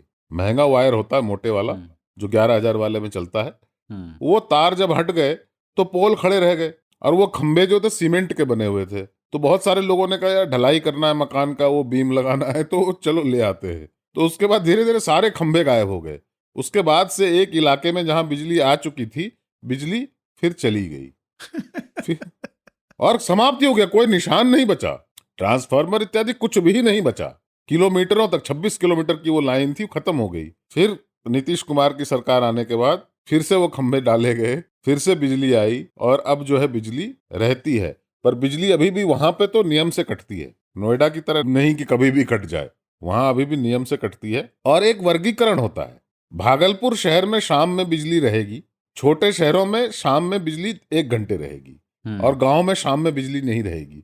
गांव में बिजली कब आएगी? जब गांव वाले सो जाएंगे, मतलब रात के 1 बजे। जब पानी लगाओ तुम्हारे और किसी काम की बिजली नहीं है, सुबह चली जाएगी। बिजली आने का मतलब है आदमी टॉर्च और लाठी लेके भागता था एकदम खेत की तरफ। वो जो 11 बिजली आ गई है, अब चल पड़ो, अब पानी लगाना है तुरंत। वो जो 11,000 वोल्ट वाली आपने बात कही ना, मैं हमारे यहाँ पे उस समय मुझे याद है एक आध अंकल, वो जो इलेक्ट्रिसिटी फ्रेंड्स वाली बात कह रहा था, ऐसे थे, उनको पूरे कस्बे का मालूम था कि कहाँ पे 11,000 गई है, कि बेटा अंधेरिया मोड़ पे जो है जब भी चलो संभल के चलना, वहाँ 11,000 की लाइन जा रही है। इतना लोग, मतलब इसीलिए मैं उनको इलेक्ट्रिसिटी फ्रेंड कह रहा हूँ, क्योंकि उनका पैशन हॉबी वही था। और वो ऐसे डिस्क्राइब करते थे ना कि यार जो है ना, जेई आया नहीं पहले, है ना, उसको भेज दिया लाइनमैन को, और लाइनमैन हमको बता रहा है कि सीढ़ी नहीं है और पुष्पक विमान नहीं है। तो हमने कहा सुनो, तुमको आप महोदय जा नहीं पाएंगे अगर जेई महोदय नहीं आएंगे। तो वही जेई आया, हीरो हांडा से उतरा, हमने कहा सुनो हम भी सौलिक बामन हैं। इस तरह से कहानियां सुनाते थे वो। ये रास्ता भूल जाइए, रास्ता भूल जाइए, आधे सब जेगी तुम्हें धरी रही। और ऐसा कुछ नहीं हुआ होता था, है ना। जेई आता था तो ये उतर के पहले प्रणाम करते थे, तुरंत पान खिलाते थे। अरे जेई साहब पान खा लीजिए, फिर बाकी होता रहेगा। तो लाइट आने के बाद ये उसको एक गौरव की तरह पूरे मोहल्ले में बताते थे। ये असल में लंबरदारी का एक जरिया बन जाता था। इसको कहते हैं लंबरदारी, लंबरदार होना। वो कहना कि अचानक से एक आदमी लाई गई है और हम लाए हैं। हाँ, ये लोग होते हैं जो किसी भी भीड़ की जगह पे जा करके अचानक से भीड़ को मैनेज करने लगते हैं। ये स्वनाम धन्य नेता अचानक से बन जाते हैं कि अभी ये क्राइसिस है, someone has to take this shit, मैं ले लेता हूँ अपने। वो हर मामले में होता है, कहीं पे भीड़ जुमी है, लोग लड़ रहे हैं या कोई बात बहस हो रही है, वहां आके ए हल्ला, ए बंद करो सब, इधर सुनो क्या बात हो रहा है। तुरंत हाथ उठा के खड़े, कंधे पे गमछा, और थोड़े से सम्रांत हुए तो तौलिया। बिल्कुल। बिजली जाने के और भी बिंब हैं। जैसे बिजली के जाने की घटना ने 90 के दशक से और अभी तक भी तमाम किशोरों, तमाम छोटे बच्चों को सप्तऋषि सिखाया है। ये शहरों के बच्चे नहीं समझ सकते हैं जो मल्टी स्टोरी बिल्डिंगों में रह रहे हैं, या दिल्ली जैसा आसमान जहां पे सप्तऋषि दिखते नहीं हैं। लेकिन तारों की पहचान बिजली नहीं होने के कारण हम लोग को हुई। हाँ, ये एक बहुत बड़ा कंट्रीब्यूशन है। छत पर है और वो इशारा कर रहा है, वो सब छत पे है और वहां पे कहानी सुनाई जा रही है। गर्मी को काटने के लिए अपने को, दिमाग को बिजी रखना है और सोचते सोचते सो जाना है। ये एक सतत प्रक्रिया थी। प्रेम जो दिन में कभी भी कुलांचे नहीं मार पाता था, बिजली जाना उनके लिए एक सुखद घटना होती थी। अचानक से रिंकिया जो है पापा के घर से कूद के पीछे गली में चली जाती थी, और वहां पे कोई मनोज वगैरह कोई आ जाते थे। तो रिंकी और मनोज का मिलन इसी बहाने होता था। अरे बाबा, अभी पूर्णिया में एक बिजली कर्मचारी को गिरफ्तार किया गया है क्योंकि वो बिजली काट देते थे। हाँ, और वो किसी से मिलने आते थे इसलिए बिजली काटते थे। हाँ, 2 घंटे बिजली नहीं रहती थी क्योंकि उनके मिलन का कार्यक्रम होता वो मिलन की बेला। मच्छर के लिए आपको याद होगा जब मॉर्टिन और ये कॉइल और ये सब नहीं आया था, धुइहर किया जाता था नीम की पत्तियां और अजवाइन वगैरह से। वो बड़ा अच्छा, प्रकाश के तरीके भी बड़े अलग अलग थे। एक तो ये लालटेन था, मतलब वो लालटेन मैं गांव की बात कर रहा हूँ और पहले की। तो लालटेन किस घर में कितनी है ये उसकी आर्थिक स्थिति के हिसाब से होता था। आमतौर पर सामान्य घरों में 1 या 2 लालटेन होती थी और 3 या 4 ढिबरियां बनाई जाती, जो खांसी की जो सिरप की शीशी होती है उसके ढक्कन में छेद करके और जूते का फीता निकाल के। एक ढिबरी लोहे वाली होती थी, जो बनी हुई ढिबरी होती थी, उसमें एक लंबा स्टैंड होता था, नीचे गोल सा, ऊपर एक गोल कंटेनर होता था जिसमें कि वो बत्ती लगाई होती थी। ढिबरी बिकती थी मार्केट में। तो उसमें लेवांव 1 इंच की लेवांव का फीता डाल करके। हाँ। और देखिए लालटेन को कैसे पहचानना चाहिए। लालटेन 2 किस्म की है। एक है लालटेन जिसमें कि ग्लास जो है वो हैंगिंग होगा, उसमें वो आप देखेंगे कि वो एटम की रिंग जैसा बना हुआ है, उसमें ग्लास जो है फिट कर दिया गया है। तो वो लालटेन है जो ऊपर से उठा करके ग्लास उतार करके वो फिर। दूसरे होते थे लैंप। हाँ, और ये जो ताऊ बता रहे हैं ये लैंप में कभी भी ऊपर से कोई बंधन नहीं है। नहीं, कांच को उतार देना है, कांच को साफ कर लेना है और वापस के नीचे में 3 क्लिप होते थे जिसमें 3 या 4 हो जाता था। हाँ, किसी में 3 किसी में 4 होते थे। 4 क्लिप वाला ज्यादा बेहतर माना जाता था क्योंकि वो सादे रहता था, लेकिन वो हमेशा 12-15 रुपए महंगा मिलता था। तो ये लैंप हुआ करते थे। इसके बाद का जो नीचे का कंटेनर होता था वह कुछ शीशे का होता था और कुछ टिन का होता था। बिल्कुल। और एक तीसरा होता था ढिबरी। ढिबरी की 2 नवैयतें हैं। एक ढिबरी वो है जो बहुत ही सामान्य ढिबरी है और उसमें क्या है कि बोतल के ढक्कन में सुराग सुतली डाल करके और सुतली को 3-4 गांठ लगा दी गई। तो उससे क्या है कि वो मिट्टी का तेल खींच खींच के वहीं पे जलती रहती थी, लेकिन उसकी आयु बहुत नहीं रहती। गांठ आखिर में जल के खत्म हो लिया करती थी। करखा ये बहुत फैलाती थी।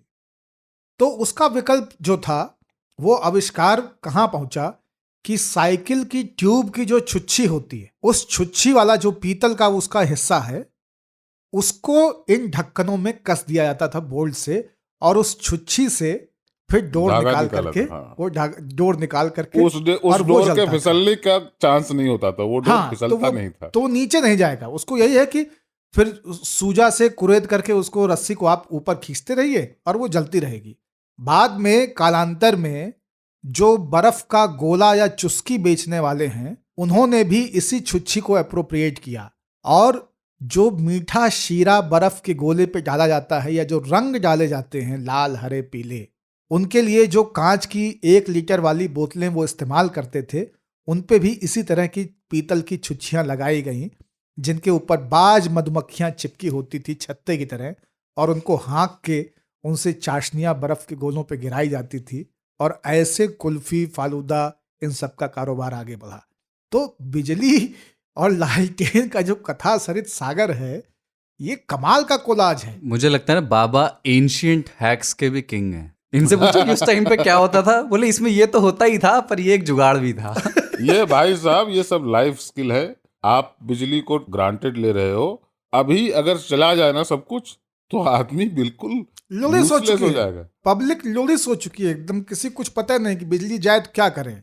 ऐसी नौबत आ गई है, मतलब मोबाइल की एक टॉर्च है और उसको जला के आदमी भकवाया हुआ घर में घूम रहा होता है क्योंकि माचिस का सेंस खत्म हो गया है। पहले घर में सबसे जरूरी केवल 2 चीजें होती थी ताऊ। 2 चीजें घर की सबसे जरूरी चीजें थी। नहीं, एक माचिस और एक चक्कू। अगर चक्कू है और माचिस है तो बंदा जिंदा रहेगा, ये लगता था घर वालों को। सब्जी कट जाएगी, खाना पक जाएगा, रोशनी या चूल्हा जला लिया जाएगा, और दुश्मन से भी निपट सकते हैं। हाँ, अब क्या है कि माचिस अचानक से गायब हो गई है। अब समझ में नहीं आता उनको क्या करें, तो मोमबत्ती लोग लेकर के आजकल भागते हैं। नहीं, अब तो मोमबत्ती भी किचन की तरफ मोमबत्ती भी खत्म हो। आप देखिए आखिरी बार आपने शहर के घरों में वो सफेद वाली मोमबत्ती कब वो गायब है। वो तो जो अब आ रही है वो सेंटेड कैंडल्स। हाँ, सिर्फ वो महक के लिए आ रही है। हाँ, गंधाढ्यम वाली जो है, और वो ऐसा मतलब उसको कहते हैं मोतिहा प्रकाश, है ना, एकदम। ये दूधिया से बड़ा अच्छा वर्ड प्रयोग किया।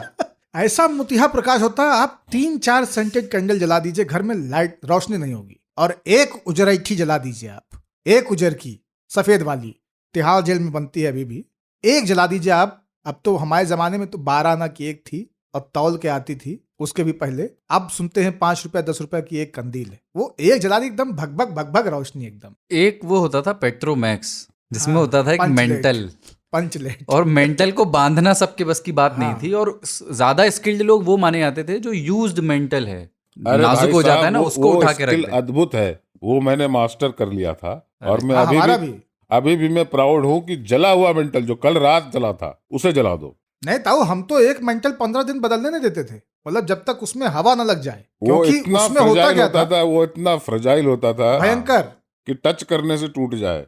पर पेट्रोमैक्स जलाना सबके बस की बात नहीं थी, सबके बस की बात नहीं थी। पेट्रोमैक्स में जो जहां पे मेंटल लगता था वहां पे एक गोला होता था कांच की पट्टियों का, स्लाइड्स का, जैसी स्लाइड माइक्रोस्कोप के नीचे इस्तेमाल होती थी खून जांच के लिए, उस तरह की लंबी स्लाइडें लगी रहती, और वो स्लाइडें रखने और उतारने के क्रम में एक आध टूट जाया करती थी, जो टूटती थी वो निकल जाती थी।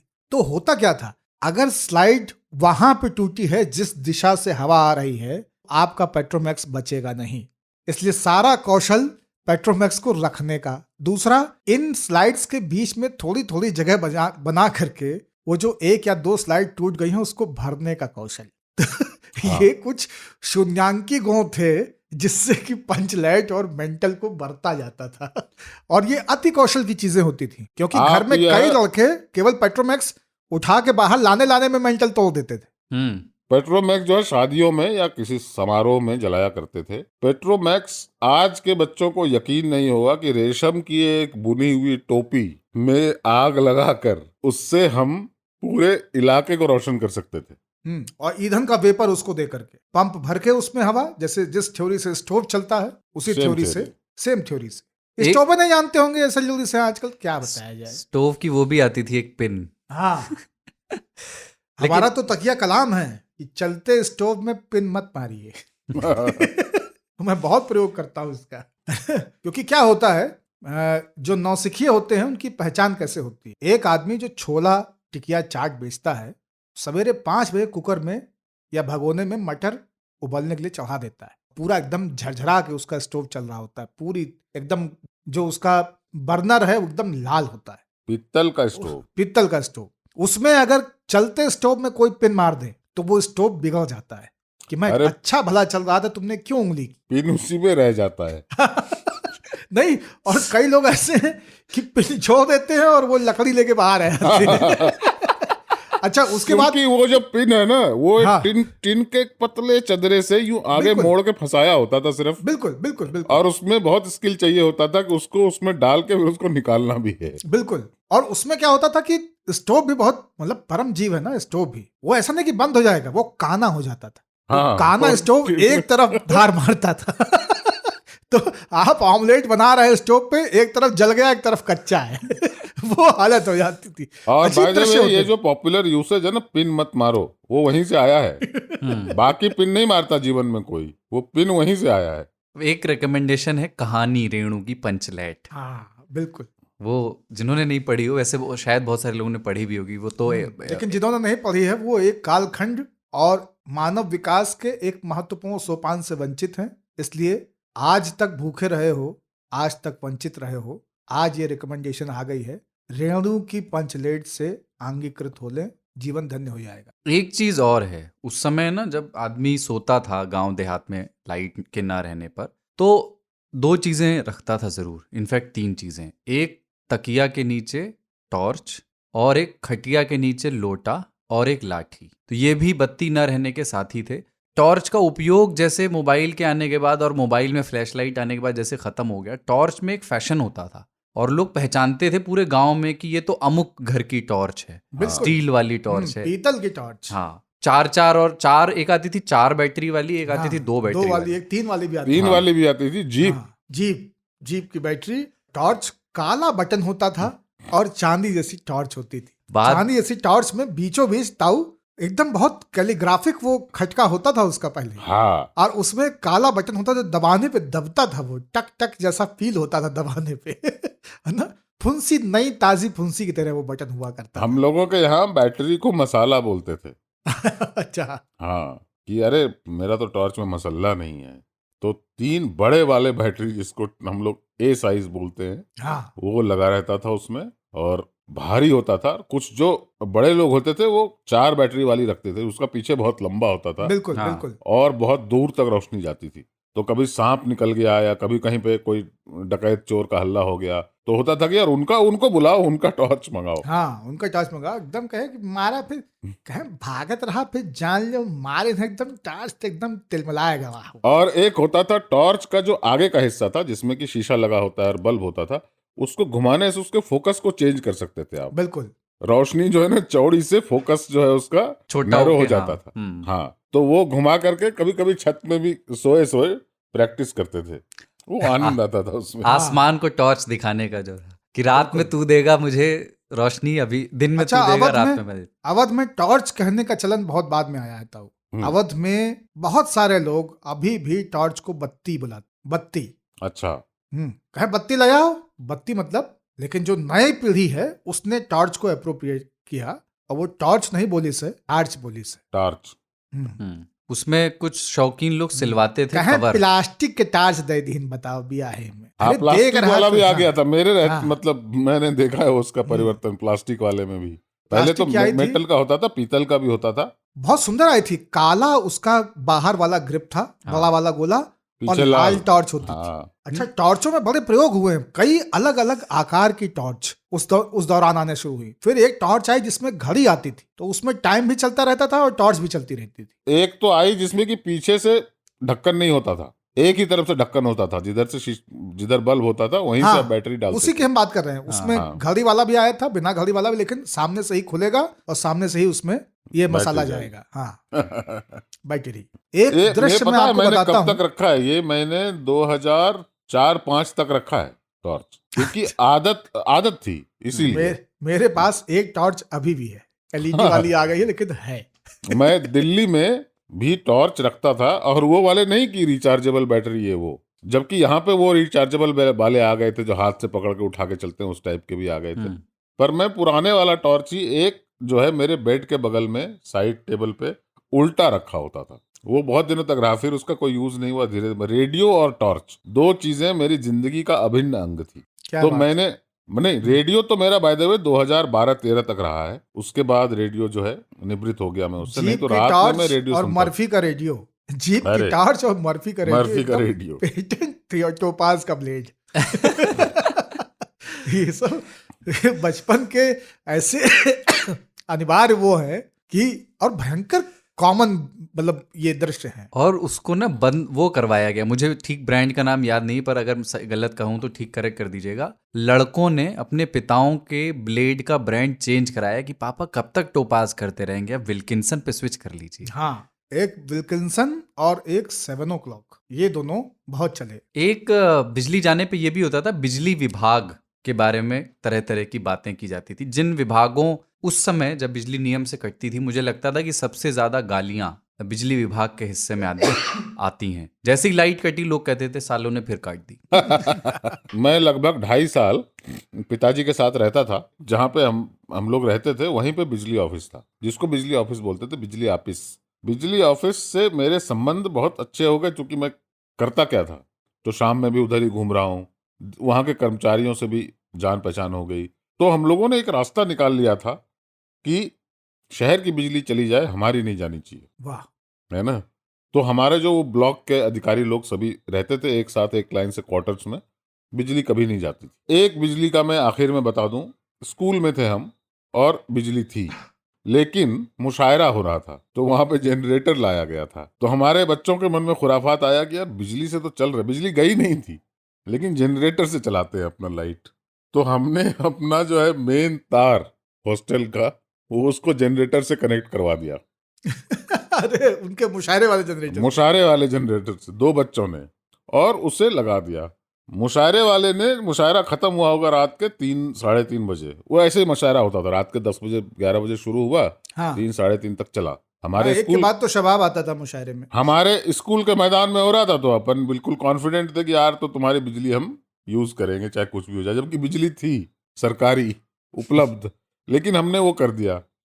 तो जब उस मुशायरे वाले को पता चला कि यार लोड सडनली ना, मतलब आपने सिर्फ मंच के लिए रखा हुआ है और सडनली जो है 10-12 कमरे उसमें जुड़ जाए, तो जनरेटर, उस तरह के जनरेटर तो होते नहीं आजकल वाले साइलेंट वाले, वो तो बड़ा वो मतलब ढो के लाते थे, लुढ़का के, वो वाले होते थे। तो उसको पता चल गया, तो उसने बदला लेने के लिए हम पे इल्जाम लगाया कि हमने बिजली के तार चोरी कर लिए।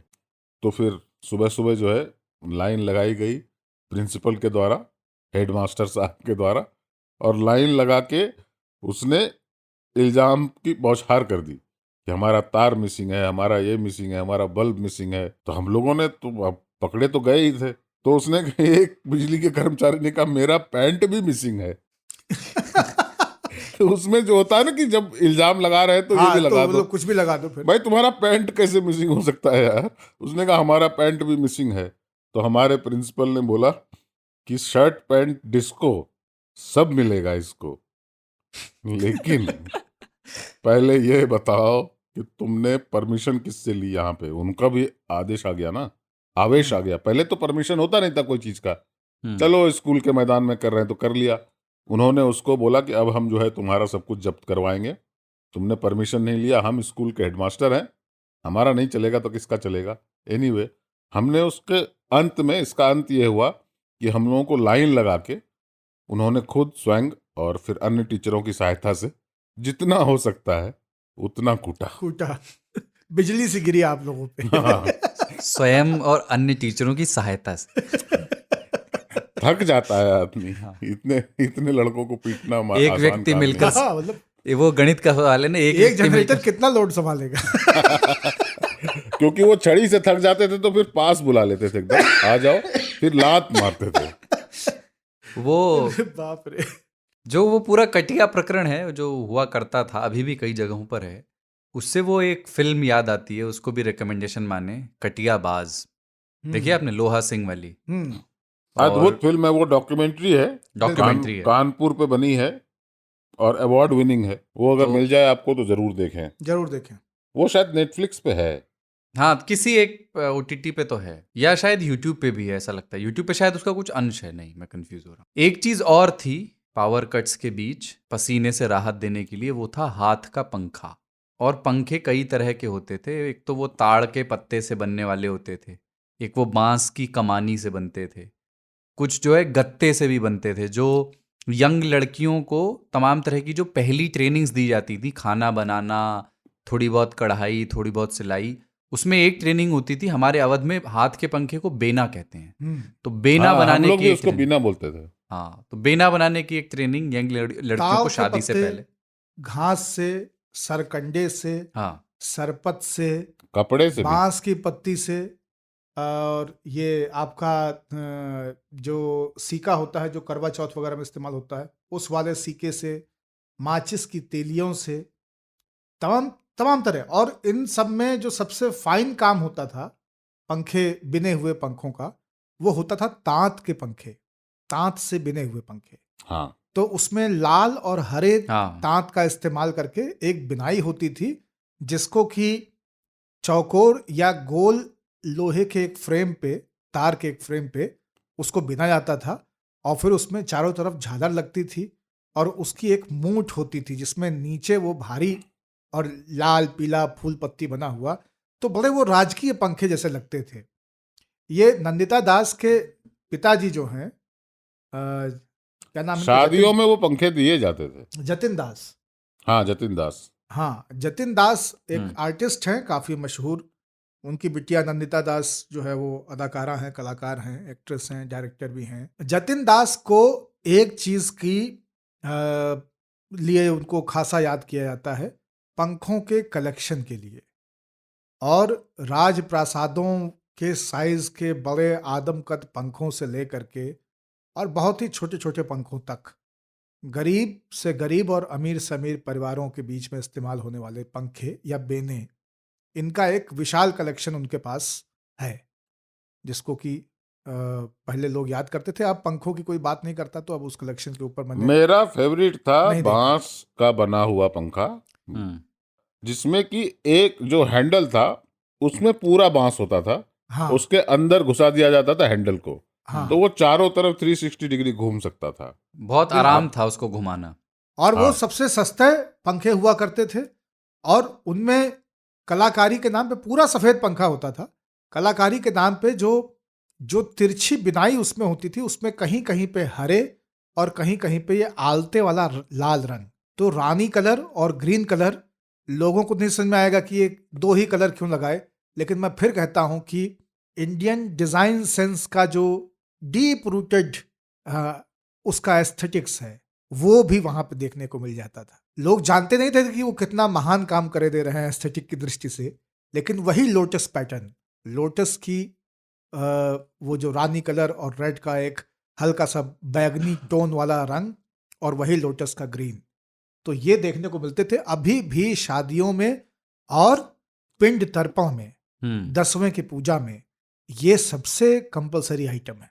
बच्चे का जब यज्ञोपवीत होता है, वो जाने लगता है, तो भी उसको जो है बेना दिया जाता है कि पलहे जा रहे हो बेना धै लियो, तो बेना साथ लेते जाना। शादी में पंखा चाहिए ही चाहिए, और आदमी मरता है तब भी पंखा लगता ही लगता है। उसके तर्पण में जो सारा सामान दिया जाता है, पंखा, छाता, ये सब उसके कंपलसरी आइटम है। जूता, पंखा, छाता, चुनौती, गमछा, टार्च भी कई जगहों पे। क्षमता एक होती थी बेने को हाँकने की, हमारे यहाँ हाँकना कहते हैं, यानी बेना करना, कितनी देर तक आप पंखा हाथ से कर सकते हो। मेरी दादी, जिनकी उम्र 92-93 साल है या उससे ज़्यादा भी हो सकती है, मैं अभी भी जितनी देर हाथ से पंखा कर सकता हूँ वो उसकी 10 गुना ज़्यादा कर सकती हैं इस उम्र में, जबकि वो कृषकाएँ हैं। तो रात में अक्सर ये होता था जब हम लोग गांव जाते थे, तो इस बात की मुझ में और मेरे बड़े भाई में लड़ाई होती थी कि दादी के पास कौन सोएगा। उसका कारण ये था कि वो बहुत देर तक बेना कर सकती थी, तो बहुत देर तक आपको अच्छी नींद आ सकती थी। ये भी एक क्षमता होती थी। और उसमें होता यही है कि जो मांसपेशियों को खींच करके, तान करके, अतिरिक्त बल का इस्तेमाल करके बेना चलाते हैं, वो जल्दी थक जाते हैं। लेकिन जो लोग हाथ की कोहनी को किसी एक जगह पे टिका करके केवल कलाई की ठुनगी से पंखे को घुमाने का कौशल सीख जाते हैं, वो इसमें माहिरीन बन जाते हैं, और घंटों, मतलब मैंने लोगों को अर्ध निद्रा में, एहसास के भी झल सकते हैं पंखा, बिल्कुल अर्ध निद्रा में, मतलब झपकी भी आ रही है और पंखा भी चल रहा है, ऐसे लोगों को मैंने देखा। Ancient hack. हमका पाषाण कालीन घोषित कर रही है, हमका लगा था।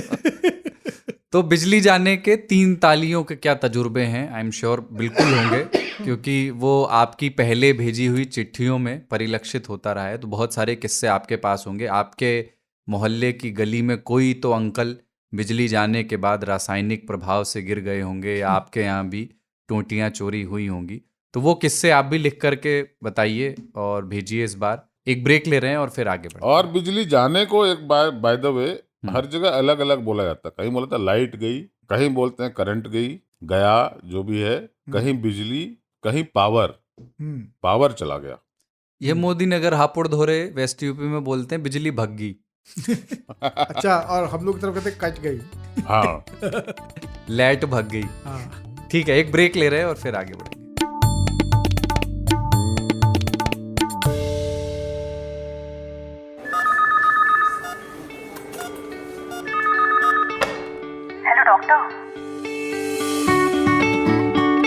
हेलो डॉक्टर, आज तक रेडियो की एक खास सीरीज है जिसमें हम आपकी सेहत से जुड़े टॉपिक्स पर काम की जानकारी आप तक पहुंचाते हैं स्पेशलिस्ट डॉक्टरों से बात करके। यानी अलग अलग बीमारियों पर मशहूर डॉक्टरों का ज्ञान, उनकी सलाह घर बैठे आप तक पहुंचती है हर मंगलवार सुबह आज तक रेडियो पर। आज तक रेडियो पर आप 3 ताल सुन रहे हैं और अब बारी है साडा जीवन उच्च बिजार की। और बिजारोत्तेजक खबर ये है, हम है मुश्ताक और वो बिजार। या इलाही, ये माजरा क्या है? देश के सबसे गर्म शहर चुरू से ये खबर आई है। और शादी ब्याह सबसे ठंडे भी बोलो। हाँ, ठंडा भी।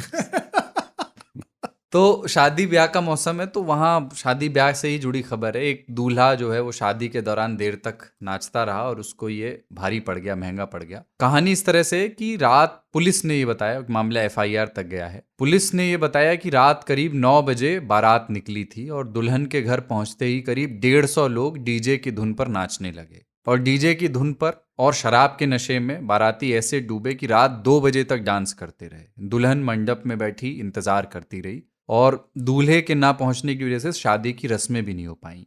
तो जब घरातियों ने बारातियों को टोका और कहा कि भाई अब हुड़दंग बंद करिए, चलिए मुहूर्त निकला जा रहा है, तो वो नाराज होकर के झगड़ा करने लगे, ऐसा शिकायत में कहा गया है। दूल्हे के बहनोई और फूफा ने खासतौर से ये कहा कि हमारी मर्जी के बिना दूल्हा आगे नहीं जाएगा यहाँ से। बस सही। और दूसरी तरफ फेरों का शुभ मुहूर्त जो था वो निकल गया। तो जब दूल्हा बार बार कहने पर भी समय पर नहीं पहुंचा तो दुल्हन और उसकी फैमिली ने उसी वक्त ये फैसला लिया, ठोस निर्णय, कि किसी और लड़के से इसकी अभी शादी करा दी जाए। तो वो एक लड़का उनकी नज़र में रहा होगा और उसकी उसी मंडप में एक लड़के से शादी करा दी गई। और दुल्हन जब गाड़ी में बैठकर ससुराल के लिए विदा होने लगी तब दूल्हे को होश आया और वो लोग गए, फिर लड़ाई हुई, बाद में दूल्हा पक्ष FIR भी करने गया, लेकिन बारात को वापस लौटना पड़ा। तो ये बिजार स्टोरी है। नाचना वाचना तो बाबा ठीक है, पर क्या ज्यादा नाचने के नुकसान भी हैं? हाँ, मतलब इतने वीर गति की बेला में तुम नाच रहे हो, बताओ मूर्ख व्यक्ति, आए हो बलि होने नाच रहे हो। और ये कब कर रहे हो? उबर के युग में? अरे भैया नहीं आता है जब 25 मिनट तो कैंसिल कर देता है आदमी, दूसरा मंगा लेंगे, क्या दिक्कत है? सामने बैठा हुआ है भैया, कोई इसमें से कुंवारा कौन है, तुम इधर आओ, एडिक्स मलिए, काम पे चलिए। हाँ, तुम उनसे तो बेहतर ही हो जो कि साला टाइम पे नहीं आ रहा है। वो प्रधान जी भी तो बोले थे कि एडवांस दिए हुए हैं, चिली पनीर ठंडा हो रहा है। ये इंटरनल पंचायत जो बिल्कुल बिल्कुल मैं समझ गया था। मैं बहुत कलश के मैंने देखा था आपकी तरफ।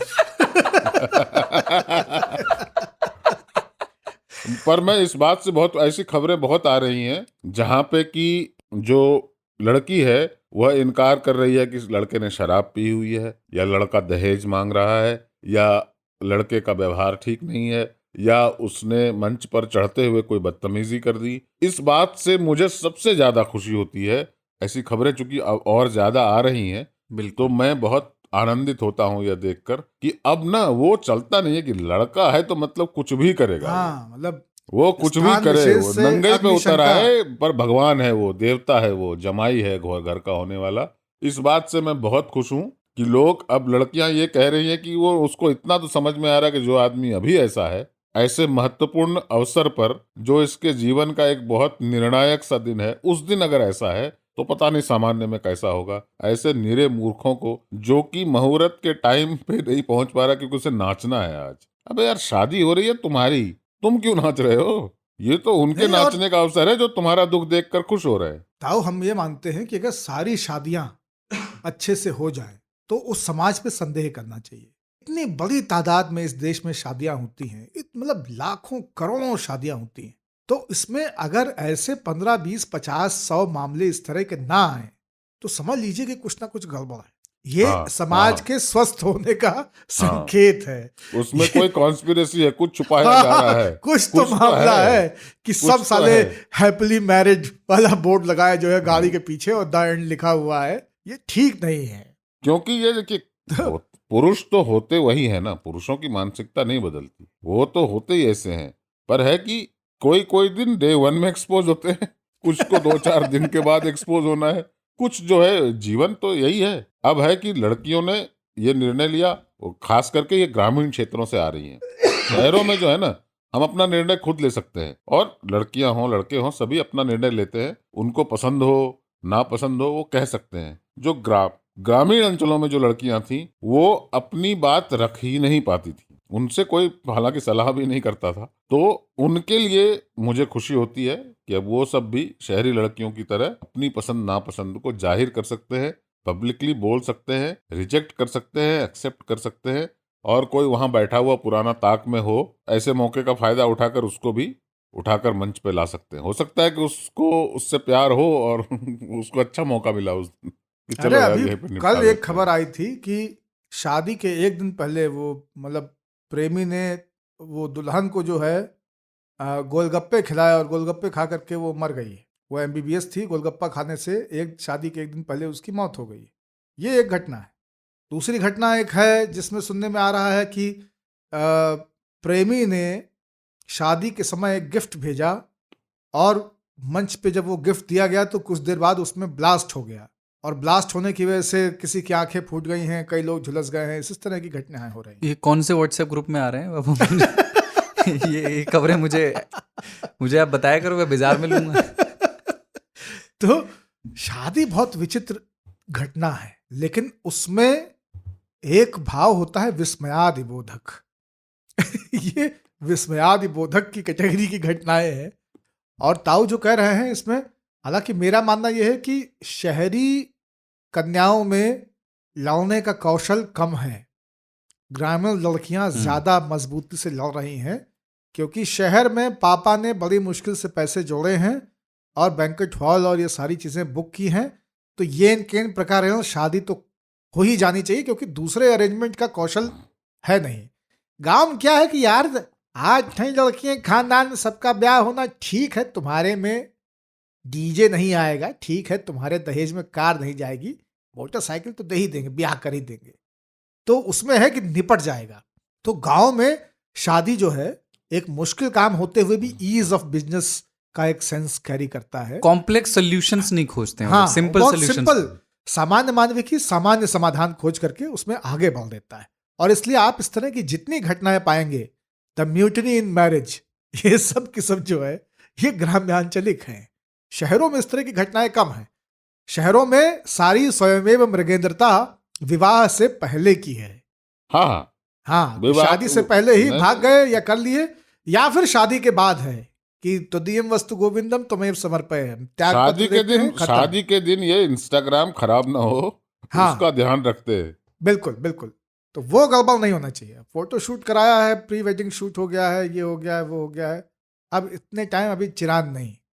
अच्छा, संकट क्या है ना, शहर में ताऊ बहुत संकट है। बारात को 2 घंटे के लिए बैंड मिलता है, और उस 2 घंटे में भी वो आधा घंटा आपको आने जाने का टाइम बताएगा कि मुझे आने में टाइम लगा और जाने में टाइम लगेगा। 1.5 घंटे में वो केवल 1 घंटा बारात को बताने के लिए कहता है कि बारात को कह दीजिए 1 घंटे में वहां पहुंचना है, ताकि 1.5 घंटे में आप पहुंच जाएं। उसके बाद दूसरी लगन है, आपका दूल्हा बीच रोड पे है और अभी 500 मीटर दूर है, इससे अपने को फर्क नहीं पड़ता, अपन बैंड लेके खालसा साहब के यहाँ चले जाएंगे। यहाँ रुकने वाले नहीं है।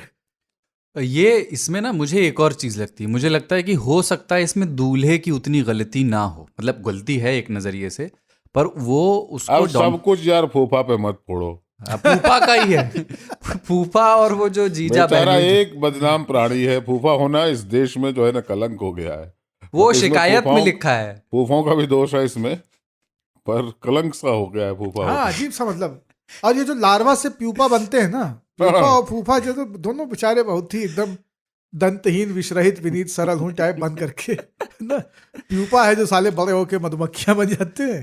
फूफा जी रोक लिया, अरे फूफा जी क्या करेंगे, कौन बच्चा सुनता है फूफा जी की। जब लोग इतने नाचने में व्यस्त थे, दूल्हे को धीरे से निकल लेना चाहिए था। अच्छा है 6 घंटे बाहर होता रहता, तुम अंदर ब्याह करते, निपट जाता मामला। घोड़ी पे होता है ना, घोड़ी के आगे लोग नाचते हैं। अरे खुद काहे नाचोगे भाई। अरे एक तो घोड़ी पे क्यों चढ़ रहे हैं यार, इस सदी में क्यों चढ़ेंगे घोड़ी पे। आप ऑफिस जाते हो घोड़ी से? क्यों घोड़ी पे उस दिन क्यों चढ़ना घोड़ी पे? तलवार भी रखना है। इसलिए मैं कहता हूं ना कि शादी सबसे विचित्र घटना है, सबसे अजीब मानव की, उसमें खास करके हम लोगों के यहाँ। आप ये सोचिए कि शादी में एक पुरुष जिस तरह से सजता है, उस तरह से सज के वो किसी और दिन, किसी भी और जगह समाज की, क्या वो जा सकता है? नहीं, बिल्कुल नहीं। अगर वो पहनने लायक कपड़े हैं तो ऑफिस जाना उसमें। अरे मैं कह रहा हूं कि आप कल्पना कीजिए कि कुलदीप या हम में से कोई एक व्यक्ति जो है एक दिन साफा वाफा और एकदम कलगी मारे हुए, शेरवानी चमका हुआ है ना, और साटन की पजामी, एकदम कुरेशिया के काम वाला जूता, तलवार पहन के दफ्तर आ जाए कि अंदर जाना है, मेरी शिफ्ट है। मतलब गार्ड दौड़ा लेंगे। बहुत विचित्र है। ये करेंगे कभी लिम्बेसार। ये किया जाए ना। हम तो वो पहन के गए थे, जो हम पहन के दफ्तर भी गए। क्या बात कर रहे हैं? एकदम कैसे पहन सकते हैं यार। हम घोड़ी पे नहीं बैठे थे, हमने कहा था घोड़ा है तो मंगवाओ, घोड़ी पे ना बैठेंगे। हाँ, और घोड़ा से चला चला के एकदम चांदनी को चांदनी कर दिया गया हुआ। तो लोहे की घोड़ी इतनी आ गई है, आप जिस पे दफ्तर जाते हो उसी पे जाओ यार। ये सब चीजें मतलब। और दूसरी बात है कि मैं तो घोड़ियों के बारे में सोचता रहता हूँ कि क्या हालत होती होगी घोड़ी की। एक तो घोड़ी है वो, उसके चारों तरफ बैंड, और इतने लाउड बैंड। मतलब इसको कहते हैं कि रस्सी से वो किसी पहाड़ से रस्सी पकड़ के टंगना। बड़ा सोचिए आप कि एक घोड़ी है, उस पर तुम चढ़े हो, वो घोड़ी तुमको नहीं आती, आज से पहले आप ना उस घोड़ी से मिले ना वो घोड़ी आपसे मिली है, और वो एक गाना नहीं समझती, एक गाना नहीं समझती जिसमें इतने लोग और जोर जोर से एक आदमी झांझ लिए, झमझम झमझम लगा, 2 आदमी नगाड़ा पीट रहे हैं, 4 लोग आनक और 2 मतलब 4-5 लोग जो भोपू पीट रहे हैं। एकदम गजब विचित्र दृश्य है।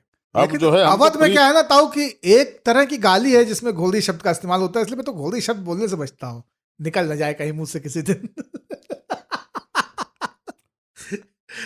छोड़िए आगे चलते हैं। क्योंकि घोड़ी और घोड़े में एक तो फर्क होता है। आपने एक नियम बनाया है कि उस दिन बंदे को तलवार रखना है जैसे युद्ध में जा रहा हो। सारी जो आपका जो पूरा बिंब है ना वो युद्ध वाला है कि एक अश्व पर बैठकर तलवार लेकर पूरे गाजे बाजे के साथ युद्ध पे जा रहा है। इसी के चलते युद्ध होता है इतना सारा। बाप रे। नाचने के बारे में 3 तालिये अगर कुछ कहना चाहें तो जरूर कहें, क्योंकि सचिव जी को भी कहा गया था कि जीवन में हर आदमी नाच रहा है, सचिव जी भी कहीं ना कहीं तो नाच रहे हैं। सचिव। और अब न्योता वाले श्रोता की ओर बढ़ते हैं।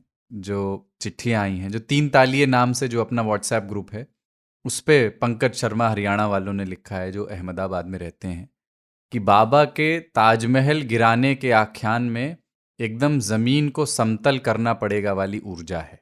माताजी कुछ तो वापस लाई वहां से बाबा के लिए। ओ बहुत दूर तक चली गई बात जो है 30 साल पहले चली जा चुकी है। ये अच्छा, ये देखा है मैंने कि पंकज भाई की टिप्पणियां बहुत छोटी होती हैं। हाँ, फिर आप लेकिन बैठ के सोचो, घाव करे गंभीर। ये हरियाणवी ह्यूमर है, हरियाणवी। हाँ। छोटी। वंदना दवे जी की चिट्ठी आई है। कल एक पॉडकास्ट में फेमस कॉमेडियन सलोनी गौर का इंटरव्यू सुन रही थी। वो 3 ताल की बहुत तारीफ कर रही थी। उन्होंने अपने पापा को भी इसका चस्का लगा दिया, ऐसा बता रही थी। तो बिल्कुल वंदना जी, सलोनी और शुभम गौर दोनों जो भाई बहन हैं, पुराने 3 तालिये हैं, और उनके पिताजी हमें चिट्ठी भी लिख चुके हैं। उस चिट्ठी को अपन यहाँ शामिल भी कर चुके हैं।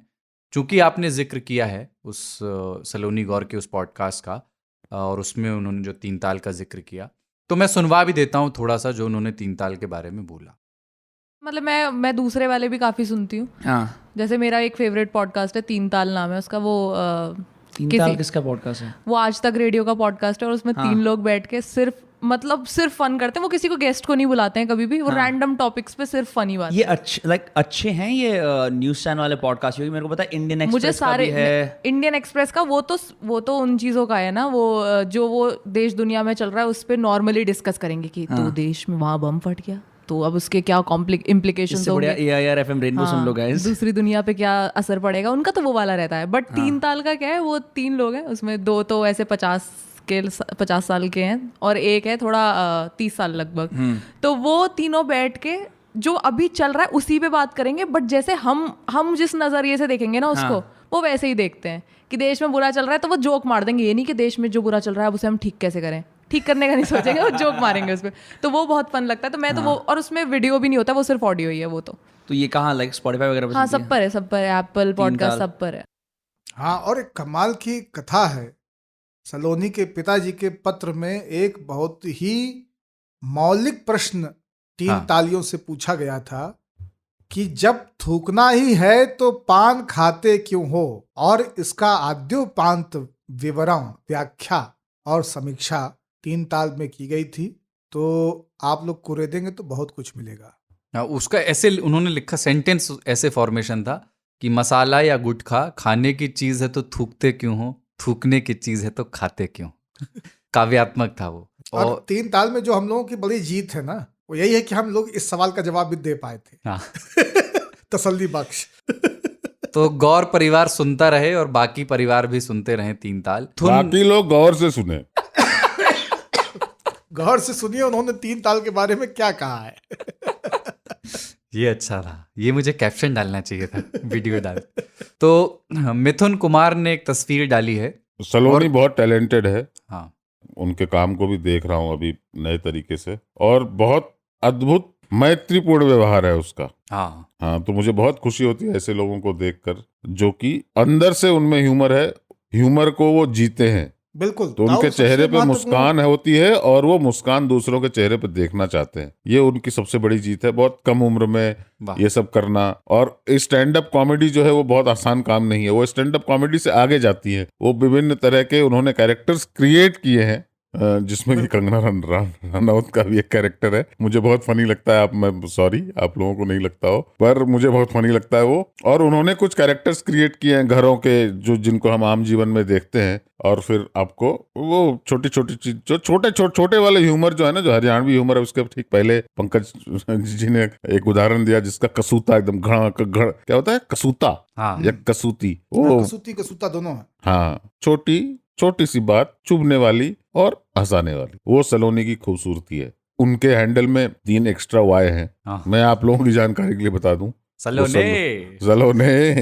हाँ। नहीं, दूसरी एक चीज है ताऊ कि सलोनी और शुभम के काम में जो मुझे जिसमें मजा आता है सबसे ज्यादा, वो ये है कि आप जब आमोद प्रमोद और हास परिहास के काम में हैं, तो एक तो ये हो गया कि आप लोगों को हंसाने के लिए आप कुछ चीजें कह रहे हैं या कर रहे हैं, अभिनय कर रहे हैं, और एक होता है कि उस सुख को या उस हास्य को सामान्य सहज रूप से जीवन में जीना। तो ये दोनों कभी टेंशन में नहीं दिखाई देते, इनकी बातों में कभी खिंचाव, तना हुआ कुछ भी नहीं है। शुभम और सलोनी की बातों में कहीं पे भी कसा हुआ कुछ नहीं मिलता है कि तान रखा है, खींच रखा है, जबरदस्ती हंस रहे हैं क्या, जबरदस्ती बात कर रहे हैं क्या, मंच पे तो बड़े मीठे थे अभी क्या हो गया, इस तरह का नहीं। वो सामान्य बातों में, चलने फिरने में, ऑटो ले रहे होंगे या मित्रों के घर पहुंचे हुए होंगे या किसी मंच पे होंगे, वो सहजता मेंटेन करते हैं। और अगर आप सुख को और हास्य को सामान्य रूप से जीने लग जाएं,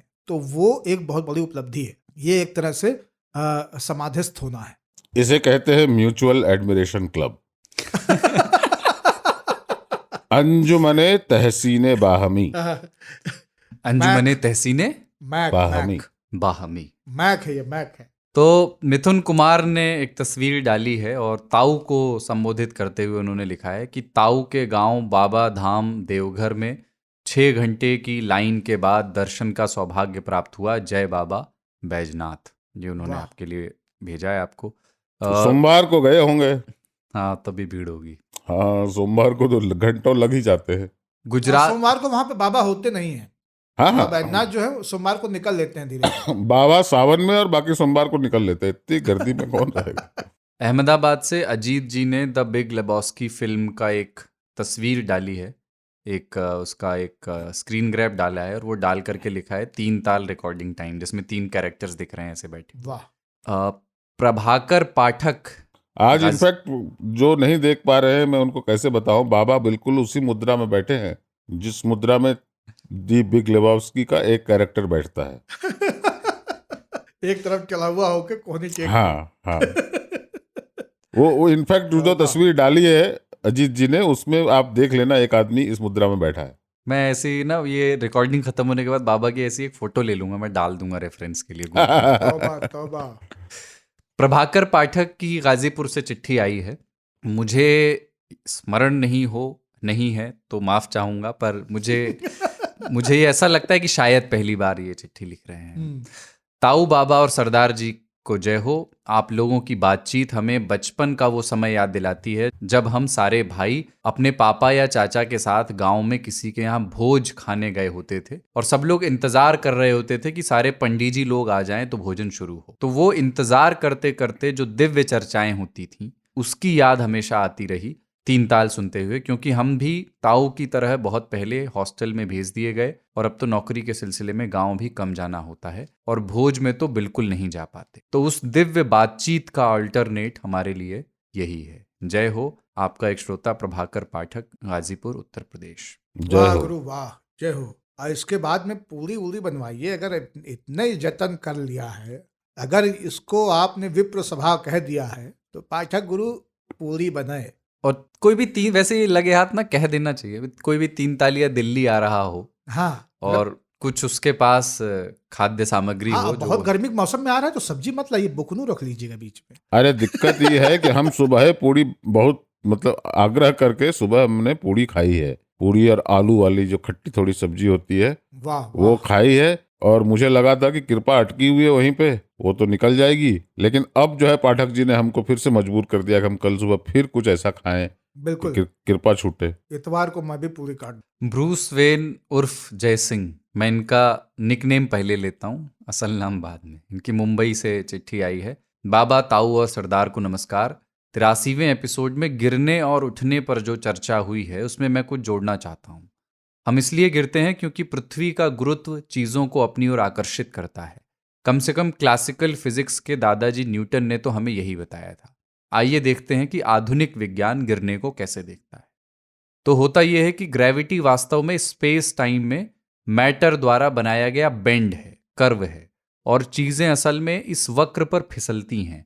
यानी सेब पेड़ से नीचे इसलिए गिरता है क्योंकि पृथ्वी ने पूरा स्पेस टाइम अपनी तरफ बेंड कर रखा है।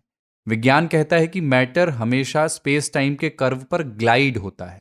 इसका खूबसूरत उदाहरण पृथ्वी के चक्कर लगा रहा उपग्रह है, जो लगातार एक कर्वेचर में गिर रहा है, क्योंकि वो एक ऐसे स्पेस टाइम में ग्लाइड हो रहा है जो कि पूरी तरह गोलाकार है, जिसे हम कक्षा या ऑर्बिट कहते हैं। वैसे भी गिरना एक सापेक्ष घटना है। ये इस पर निर्भर करता है कि आप गिरने वाले को कहाँ से देख रहे हैं। अगर आप चांद पर भेजे गए रॉकेट को यहाँ से देखेंगे तो कहेंगे कि वो ऊपर जाकर चांद से चिपक गया। उसी को चांद से देखेंगे तो कहेंगे कि ये पृथ्वी से टूटकर गिर गया। लेकिन स्पेस में वास्तव में ऊपर नीचे जैसा कुछ नहीं होता है।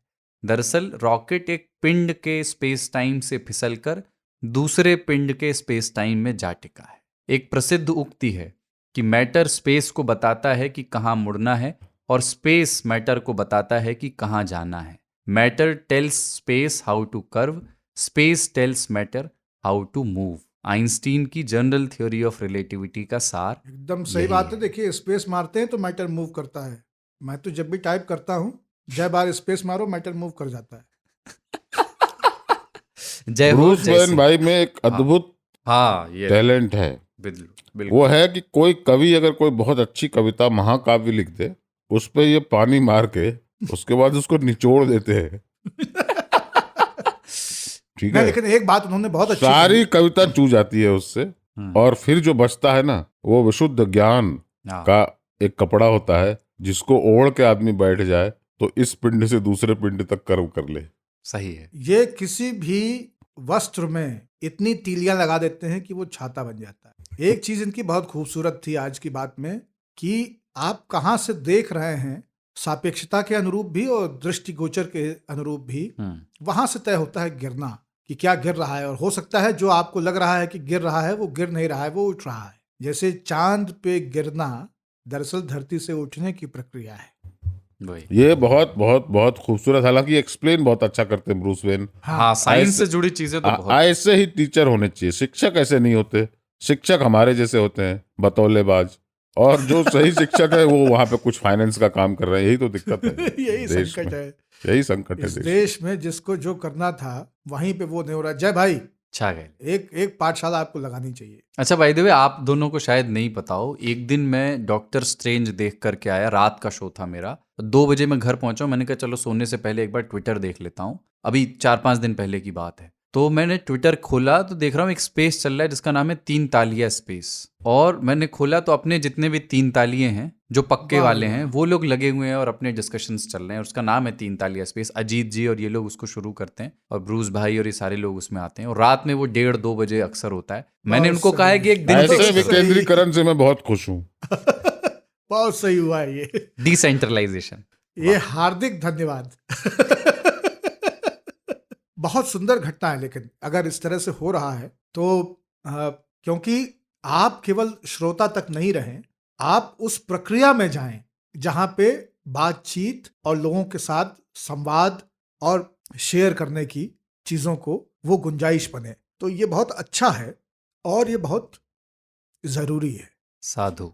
प्रॉपर 3 तालियां हैं रुन्नू झा, उनको मैं प्रॉपर 3 तालियां कहता हूँ। हैदराबाद से उनकी चिट्ठी। मैं उनसे घबराता हूँ कई बार। मैं उनको देख के बेबाक बुधवार में भाग जाता हूँ। नहीं, बहुत, क्योंकि सधी हुई दृष्टि से 3 ताल के एपिसोड्स को सुनना नो नॉनसेंस बात। नो नॉनसेंस बात। तो मैं एक अच्छे अध्यापक से सब उच्छृंखल बच्चों को जड़ जैसे लगता है, वह उसी तरह हम भी रूनू से घबराते हैं। तो उनकी चिट्ठी है, ताऊ बाबा और सरदार जय हो। उम्मीद करती हूँ कि अब ताऊ और बाबा स्वस्थ होंगे। अब मैं आज तक के अन्य पॉडकास्ट भी सुन रही हूँ, नामी गिरामी के सभी एपिसोड सुन चुकी हूँ। दिन भर, आज का दिन, 5 मिनट सब सुन रही हूँ, और मैं ये सारे पॉडकास्ट गूगल पॉडकास्ट पर सुनती हूँ। 3 ताल के एपिसोड 81 पर कहना है कि कोविड पैंडेमिक के समय जब लोग, बच्चे, कुछ सामान और परिवार के साथ अपने गांव जा रहे थे, तो उस दृश्य को मैं काफ़ी दिनों तक भूल नहीं पा रही थी। अब ज़्यादातर लोग काम पर चले गए गांव छोड़ करके, तो याद रखना और भूलना जीवन के प्राथमिकता पर निर्भर करता है। अगर आपसी मतभेद किसी के साथ सुलझाना है तो उसकी अच्छी बात को याद रखें, बाकी को डिलीट कर दें। लेकिन हमेशा ये इतना आसान नहीं होता। गिलहरी ना भूलती तो दुनिया इतनी सुंदर ना होती। एपिसोड 83 में ताऊ का भाभी जी के लिए बिल्डिंग बनवाना है डायलॉग ऑफ द ईयर है। अपना ख्याल रखिए। Runu Jha, Hyderabad. Thank you Runu ji, thank you. बहुत सुंदर। और हम लोग भी नहीं भूल पाते हैं उस दृश्य को जब लोग उजड़ के, उखड़ कर रिवर्स माइग्रेशन के लिए मजबूर थे, अपने गांव जा रहे थे, अपनी कुछ महत्वपूर्ण चीज़ों और परिवार के साथ, पैदल, रेलगाड़ियों से, बस से, अनाप शनाप पैसे दे करके। और उस दौरान हम लोगों ने एक गीत गढ़ा था और उसको आज तक रेडियो पे और आज तक के यूट्यूब चैनल पे, इन सब जगहों पे प्रसारित भी किया था। रोनू जी, वो गीत भी हम आपके साथ शेयर करेंगे अगर आपने नहीं देखा है। और अच्छी बात ये सुनकर के बहुत अच्छा लगा कि आप आज तक रेडियो के बाकी शोज भी सुन रही हैं। बिल्कुल। उस पर भी कभी विस्तार से एक एक करके, जब आपके पास फुर्सत हो, प्रतिक्रिया, ईमानदार प्रतिक्रिया भेजिएगा। तो इस बार के 3 ताल में बाबा इतना ही। हाँ, इतना ही, क्योंकि ऐसा लगता है कि हम लोग, हम और ताऊ विशेष रूप से, स्वस्थ हुआ चाहते हैं लेकिन स्वस्थ हुए नहीं हैं। अभी जब 3 ताल के ये आखिरी पड़ाव जहाँ पे हम लोग अब रुकने वाले हैं, पहुँचते पहुँचते लगता है कि सांस में ताकत खत्म हो गई है। तो कोविड महाराज का दुष्प्रभाव है, पोली वोली खाने से धीरे धीरे ठीक हो जाएगा। इतवार के बाद फिर थोड़ा सा मजबूती आएगी आवाज़ में। थोड़ा सा लगता है कि थक गया हूँ आप सबसे बात करते करते। और जो पुराने 3 तालिये बहुत दिनों से चिट्ठी नहीं लिख रहे हैं, उनका नाम मैंने डायरी में नोट कर लिया है। अच्छा बात नहीं है, छोटा ही सही पर चिट्ठी लिखते रहिए। हाँ। और बताते रहिए। इसकी शिकायत मत कीजिएगा कि पिछले 2 एपिसोड और ये वाला एपिसोड 1:55 या 1:35 या 1:45 पे खत्म हो गया। बहुत समेट के खुद को आज मैं दफ्तर आया हूँ ताकि 3 ताल रिकॉर्ड किया जा सके। मुझे अगले हफ्ते से ही कार्यालय आना था। आप लोगों की दुआ रंग लाएगी। अगले हफ्ते की रिकॉर्डिंग हम तीनों ऑफिस में ही करेंगे और नए जोश और पूरे स्वस्थ तन मन से। जय जिनेंद्र। धन धनादन होगा।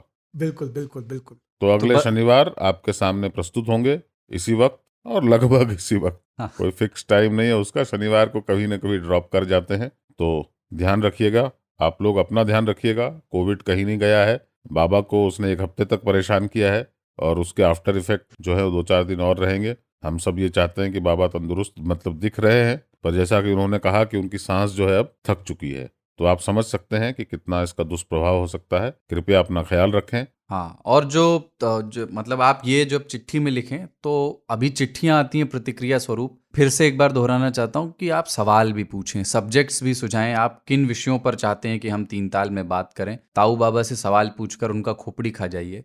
हाँ, या तो ऐसा है कि पेंडिंग लिस्ट इतनी लंबी हो गई है आप लोगों के सुझाए हुए विषयों की, अब आप लोग नए विषय सुझाना नहीं चाहते हैं। और मैं ये भी देख रहा हूँ कि जामवंत जी गायब हो गए हैं। 3 ताल के जामवंत जी को खोज के लाने वाले को हमारी तरफ से एक आमने सामने बैठ के 3 ताल सुनने का एपिसोड इनाम में मिलेगा। और 51 रुपया तांबुल, उसके ऊपर गोल वाली सुपारी जो होती है वो पूरा जनेऊ के साथ। सुपारी। चिट्ठी लिखकर भेजने का तरीका, ईमेल आईडी है radio@aajtak.com और व्हाट्सएप नंबर है 9953323303। हाथ से लिखी चिट्ठी अगर भेजना चाहें, जैसा कुछ लोगों ने इच्छा जताई है, तो आप मेरे नाम से भेज सकते हैं। India Today Mediaplex, 4th floor, FC 8, sector 16A, film city, Noida, Uttar Pradesh 201301। ये एड्रेस आपको गूगल पर भी मिल जाएगा। अगर आप इंडिया टुडे नोएडा एड्रेस ऐसे लिख के गूगल करेंगे तो 84 कोस की परिक्रमा आज पूर्ण हुई। 85वें मील पर मिलेंगे। जय हो। जय हो। जय हो। जय हो।